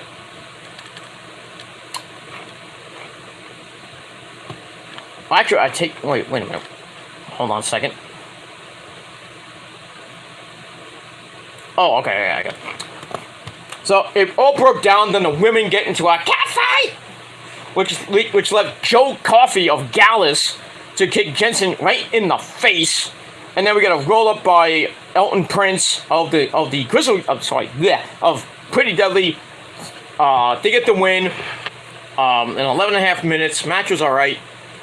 3 out of 5 stars, and that's it. And then we find out later in the show there's going to be a fatal 4-way tag team unification match to unify the tag titles. So we got the Creed brothers taking on Jensen and Briggs, taking on Gallus, and taking on the Yes Boys. So we're going to see somebody come out of that with maybe 2 titles. or maybe one. I don't know if it's both for both titles, or it's just a winner takes all thing, or it's just for one title. I'm not sure. But it is what. So we got that. All right, then we go to the back in the locker room. We have the beautiful, vivacious. Good Lord, I want her to sit on my face. Mandy Rose, the NXT Women's Champion in the back, looking pretty hot. And then she runs into former NXT, two-time NXT Women's Champion Shayna Baszler. Nice to see her. She comes in, and Mandy says, hey, guess what? I'm going to be passing your record, too. She's going to be, I think she's getting close to number 3 or number 2 on that chart. She's not going to hit Asuka's level, obviously, but we never know. Baszler tells her to unify the belts or nothing from last year. Her big 1+ year run doesn't even matter. So we'll see what happens with Mandy as she defends the title against the NXT UK Women's Champion Meiko Satomura and Bea Priestley Blair Davenport. I think Mandy's going to unify the belts because I think Meiko is going back to Japan. So it's only fitting that Mandy unifies the belt, and hopefully next Tuesday we don't get Mandy coming out with 2 belts. Just give it one stinking belt, please. These 2 belt things are just, I mean, there's so much hardware to hold. Give me 1 belt, Hunter. You say you want to make new designs of the belts. Well, you want to do that? Then give me 1 goddamn belt for for the tag team division and everything else on NXT and the main roster. 1 belt, please. And speaking of belts, they finally retired the 24/7 title.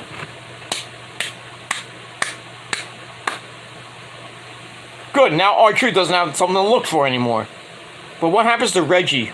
I feel bad for Reggie now. What is he gonna do? Is he gonna simp over? He's probably gonna be in the back and catering with Truth and with Gulak and Akira Tozawa and Tamina and Dana fucking Brooke, simping over each other because he got nothing else to do. What are we gonna do? We don't have a title to fight over. Too bad. Too bad. Next stop is on the unemployment line. I don't think Hunter is gonna want you guys. If Hunter was smart, get rid of damaged goods and get him out of here. Just don't send him to Tony Khan. Tony Khan is like, oh, you could be on Dark Innovation. Moron. Alright, so that's it. So, I gave Shayna and Mandy 2.5 out of 5 stars. Then we're getting out of here real quick. Real Rowdy says, Sopranos, James Gandolfini. Oh, yeah, he died, He died a few years ago. Really, really hurt right in the gut when he passed away. Plus, they were thinking of doing maybe like a spin-off to The Sopranos, which was the Saints of Newark with James Gandolfini's son. I would have loved it if James Gandolfini was alive. That they could have went from young. They could have done something where with his son growing up to be the mob boss, and then when he becomes an adult, we get adult Tony Soprano. But, sadly he died. And then recently Big Pussy died. Not Big Pussy, sorry, Paulie Walnuts died. Tony Sirico, he passed away like about a month or 2 ago. That sucks. And then even before that, we lost, who else we lose? From Goodfellas, we lost James Caan. We lost Paul Sorvino. The Italian Mafia movie community just lost 4 big guys. Well, 3 big guys this year. Tony Sirico, Paul Sorvino, and James Caan. In the span of a couple weeks, too. It's a shame. It's a shame. Alright, so we move on from there. Alright, then we go to Mackenzie Mitchell and J.D. McDonough, Jordan Devlin, who starts twisting the mic cube thing. Like, what the hell are you doing?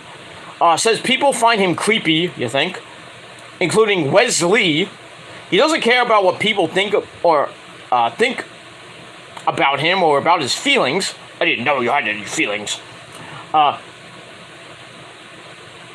And he's like, do you really think I'm weird? Pretty much. Not as weird as Weird Al Yankovic, but he's weird, but I mean, if weird, I mean, you if you have a name like Weird Al, you bang Madonna.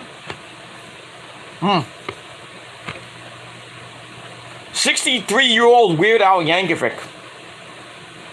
63 years old, that guy is. Hasn't made a fucking album in a while. Like, what are you doing?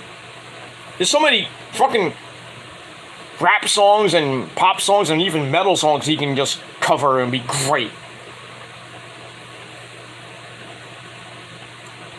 But yeah, I mean, hearing that Weird Al Yankovic banged Madonna. Probably while singing like a surgeon. Hey! Cut in front of me. Okay, I'm not gonna sing. Well, we move on from there. Alright, so I gave that 2.5 out of 5 stars. Now we go to our next match. Andre Chase of Chase U taking on William Regal's son, Charlie Dempsey, who looks like a young version of Kenny by God Omega, circa Ring of Honor's 2008, or a very young Roger Daltrey from The Who. And it was an okay match. Dempsey was using a lot of his old, just looked like his dad, doing the same fucking moves like his dad. Fujiwara arm bars, knocked Andre Chase in the Regal stretch, but then Bodie Hayward starts annoying Dempsey on the outside with Thea Hale, whatever what's her name? Thea Hale, I think her name is. So he lets go. Then he goes outside, suplexes Hayward on the floor. Ow. And that leads to Andre Chase grabbing a fruit roll-up. 1, 2, 3. He gets the win in 5 minutes. That kind of sucked. I was hoping that Charlie Dempsey's NXT in-ring debut would have went better instead of losing to a jobber like Andre Chase. Sucks. Alright, so I gave that 2.25 out of 5 stars. And we'll move on. Alright, then we go to the back where we have the NXT UK Women's Champion Maiko Satomura running into Kaylee Ray, Alba Fire, who, we all remember that thing in NXT UK where Kaylee Ray was the longest running NXT UK Women's Champion at the time, and then she ran into a buzzsaw on the legendary Maiko Satomura. And they just look at each other and they share mutual respect. And I think Kaylee Ray said, or Alba Fire told Maiko to unify the belt. So we'll get that. I don't think she will, but we'll move on. But good little segment. So I give that 2.5 out of 5 stars. And speaking of more surprises, we got Tyler Bate running into Walter, the Intercontinental Champion, who tells him to bring the Tyler Bate that fought him in Cardiff way back when in NXT TakeOver a long time ago, like a year or two ago, to face Braun. So he's basically telling him to bring the Tyler Bate that fought him in that epic match where Tyler Bate beat Walter to dethrone him for the NXT UK Championship after almost getting close to 2.5 years. I think he ended it right before 1,000 days. So there you go. It was nice to see Walter, Finn Balor, Fit Finlay, Maiko Satomura, all those good people. That's that. Alright, so after that, we go to Kiana James and Zoe Stark. Match ended at, guess what? Good old RVD 420. Big ups to the beautiful Katie Forbes, by the way. Who said hello to me on Twitter today? Hi, Katie. Anyway, Zoe wiped the floor with her. Hits the flipping knee to face. 1, 2, 3. She gets the win. Match, I get 2.25 out of 5 stars. Nothing right home about. Squash match. That's that. After match, Zoe's celebrating and Kiana tries to go for the purse shot like she did about a week or two ago. But Nikita Lyons coming in her bondage gear comes in for the save, and her and Zoe stand tall in the ring while Kiana just looks pretty going up the ramp. That's pretty much that. And we move on from there. Alright, then we go to the back with Mackenzie Mitchell and Blair Davenport, Bea Priestley. She's ready to unify the women's belts on Sunday. And then Rhea Ripley comes in, former NXT Women's Champion of her own right. She comes in, not looking like she was. She's in like in the Judgment Day. She's looking like NXT Rhea Ripley. Same thing with Finn Balor. She pops in to say she has held both titles, and she wants Blair to do the same thing. So all these people from the past are telling their champions, say, hey, unify the belts for us, make it good, So it's good shit. So I gave that 2.5 out of 5 stars. And we move on. I'm about to fall asleep. Then we got a segment with Nathan Frazier and someone we can't see reading WWE comic books. So Nathan Frazier says he misses NXT UK and tells the guy next to him he wouldn't know what it's like. And then the guy next to him pulls down the comic book. It's Axiom or A-Kid, who says, oh, maybe we should have a match. We're gonna do Heritage Cup rules at Worlds Collide. So we're gonna have 3 rounds, British rounds. So it's 3 rounds, Heritage Cup rules, and then they trade comic books at the end. I think that's gonna be a pretty damn good match. A-Kid versus Nathan Frazier, or Ben Frazier as we call him. So that's pretty. I think it's gonna be not a show stealer match, but I think it's gonna be a pretty damn good match. And we get that. So I give that 3 out of 5 stars. Alright, then we go to your main event of the evening. 6-man tag team action. Gallus taking on Diamond Mine, the Creepos, and Damon Kemp. Pretty good match. But we get near the end. A missed charge allows the hot tag. The tag to Damon Kemp to clean house. Rowdy comes out with his phone and trying to, I guess, tell the Creepos and Damon Kemp, look, I got the footage! And Damon Kemp takes Rowdy's phone and smashes it on the floor. Rowdy can get one tomorrow. And that distraction leads Joe Coffey to hit all the best for the bells. It's a weird finisher. 1, 2, 3, they pin one of the Creed brothers, I believe, in exactly 11 minutes. Went a little bit long. The overrun went about 7 minutes long. So, there you go. So, alright, so Gallus gets the win. Match gave 3 out of 5 stars. And then after the match, Pretty Deadly runs in for a humongous brawl. And then the entire locker room comes out with a whole bunch of referees. So, we got a full-scale riot! And then we find out that Pretty Deadly will take on Gallus, taking on the Creed Brothers and Jensen and Briggs to unify the tag belts. So we'll see what happens with that. I hope Gallus wins. I just hope Gallus wins. As much as people don't know who the fuck they are, I think Gallus should win. But that's just me. This was. Alright, let me see here. Yeah, that was the main event. But we got some more stuff to get through. After that, we go to Braun Breaker in the back. He's watching what just happened. And then the Psycho Kid, Tommaso Ciampa, comes in with his old shirt. No one survives or something like that. Next to him, he sits down and he grabs Goldie, the NXT title.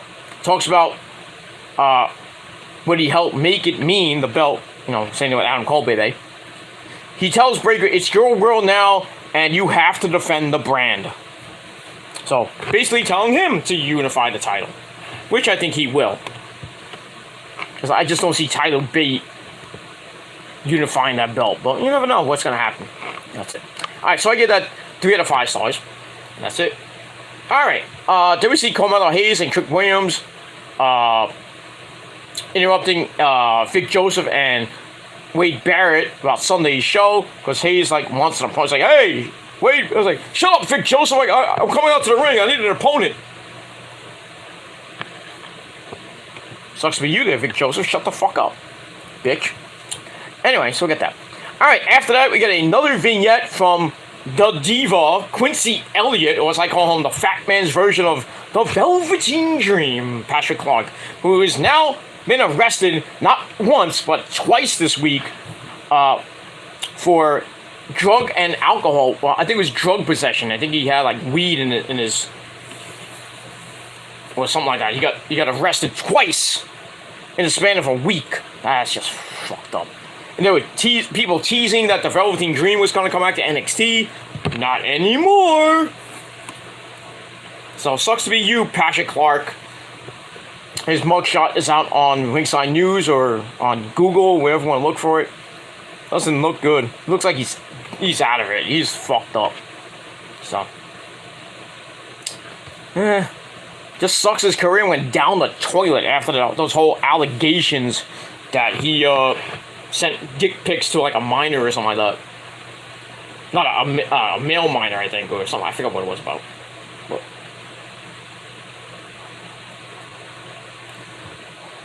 what are you gonna do? And we move on from there. So Quincy Elliott coming to NXT 2.0 in the next couple weeks. All right. After that, we get the Worlds Collide rundown. Like I said, with Pretty Deadly, Josh Briggs and Jensen Gallus and the Creepos in a unification match for the tag belts. So we got that. Then we end the night with Carmelo Hayes and Trick Williams in the ring. They want to, Carmelo demands who's he going to face for the North American title at Worlds Collide. He says, I'm ready to unify the belts with the Cruiserweight belt from way back when, saying this is nothing new to me. I'm not a secondary champion, and a lack of competition means I am not going to Worlds Collide. There's nobody on my level, and everybody's beneath me. Then the lights go out. And we're like, oh, somebody's coming out. Maybe a newbie or an oldie. Well, it's an oldie as the lights come on, and it's Sabu. No, it's Ricochet.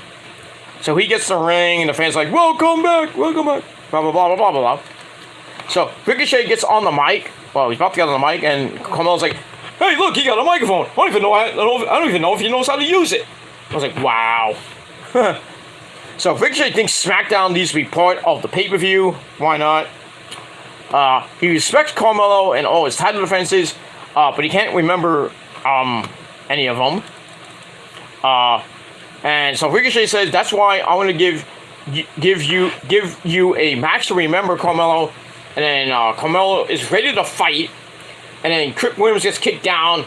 Melo springboards into the recoil, which leads Ricochet to grab the North American title, which he's already held because he beat Adam Cole for it. Remember that? And blah, blah, blah, blah, blah, blah. So he holds up the title, and that's pretty much it. And that ends the show. So it should be, I think it'll probably be match of the night. Carmelo Hayes and Ricochet for the North American title. And we'll see what happens with that. I think Carmelo's going to retain, obviously. So we'll see what happens with that. So, pretty damn good show tonight. 7 out of 10 stars for NXT tonight. And we'll see what happens this Sunday night, this Sunday afternoon, or mid-afternoon, late afternoon, wherever you may be, at Worlds Collide 2022, or Worlds Collide 2. And we'll see what happens, and we'll see what new champions will be unified, and all that good shit. So that's Sunday afternoon at 4 p.m. So, obviously, I may talk about it on my Clash of the Castle review. So I might do a dual review when I do Clash of the Castle. I'll briefly mention Worlds Collide first, and then go right into Clash of the Castle. That video will be on Labor Day, because I will not be around Saturday at all to talk about the pay-per-view. I might, while I'm away. So I'm leaving early in the morning, so I might catch it when I'll be down the Jersey Shore. So I might be at like a bar or maybe on the road watching it. Maybe on the Greyhound on the bus watching it on the WWE app and everything like that. So I might see most of it when I'm on my little excursion this weekend. I might watch some of the pay-per-view, not all of it, obviously, because I got other things to do. Not going to be on Isa's watch-along or even Chase's watch-along. Maybe I might just say, hey, I'm on the road, I can't talk much, just want to say hi. That's pretty much it. So that's gonna be it for that. But we'll get there when we get there. Alright, anyway, thank you all for watching. Another long 3-hour video, 4 o'clock in the morning. I'm going to bed because I gotta get up in the morning for work, make the money you wish you fucking had. And that's pretty much it. So, I'd like to thank Will Rally for coming in, as always, with a great chat. And everybody else who watched, thank you for the free views, assholes. Because you love staying up with me all night long, because that's what you do. You do. You might be saying you talking to women, but you're really watching me and jerking off to me because you have pictures of me on your wall. I just remember to clean those sheets after you're done jerking off to me, and make sure your parents aren't watching when you're doing that. But I digress. But anyway, thank you all for watching. Rowdy, once again, my good friend, my good mate from England. Have a great Wednesday to you. I will hopefully talk to you tomorrow for Dynamite. I will be back tomorrow on this channel with my Dynamite review. And then,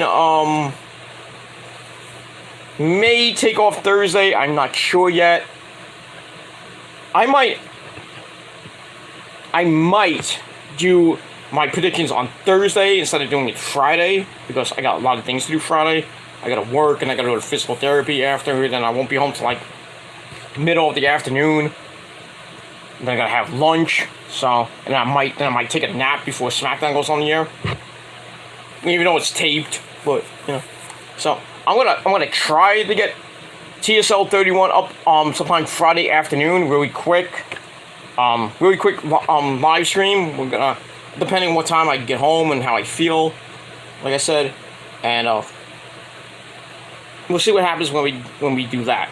But hit the bell, get notified, and when I do my live streams, will be tomorrow for Dynamite, Friday for TSL 31, and then maybe late Sunday night for All Out 4. We'll go live probably about, if I feel up, I have enough energy from my weekend with the missus, probably draining my dick, but it is what it is. But hopefully Sunday night, late Sunday night, probably about, maybe I'm hoping around 1 a.m. depending when the pay-per-view ends. And I can get my I have to write down all my notes and everything, get them all formatted and everything. But hopefully by 1, maybe late at the latest, maybe 1:15, 1:30, I will do my All Out review right here on this channel, and then get you ready for Labor Day.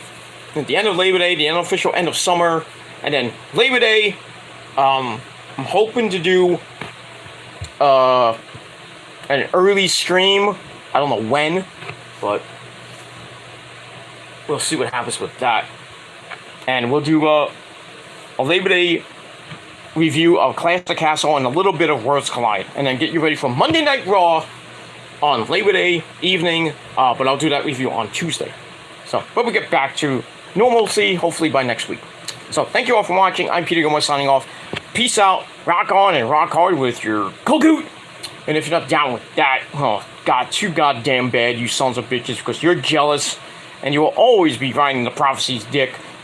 Because the Prophecy is back, ladies and gentlemen. Oh yes, we are back. Full force, 100%. We're back, ladies and gentlemen. And there's nothing you can do about that, because we're the Prophecy, and if you're not down with us, we got 3 words for you. Fuck you, man. And that's pretty much it. Thank you for watching. I'm Peter Gilmore signing off. Until next time. Peace.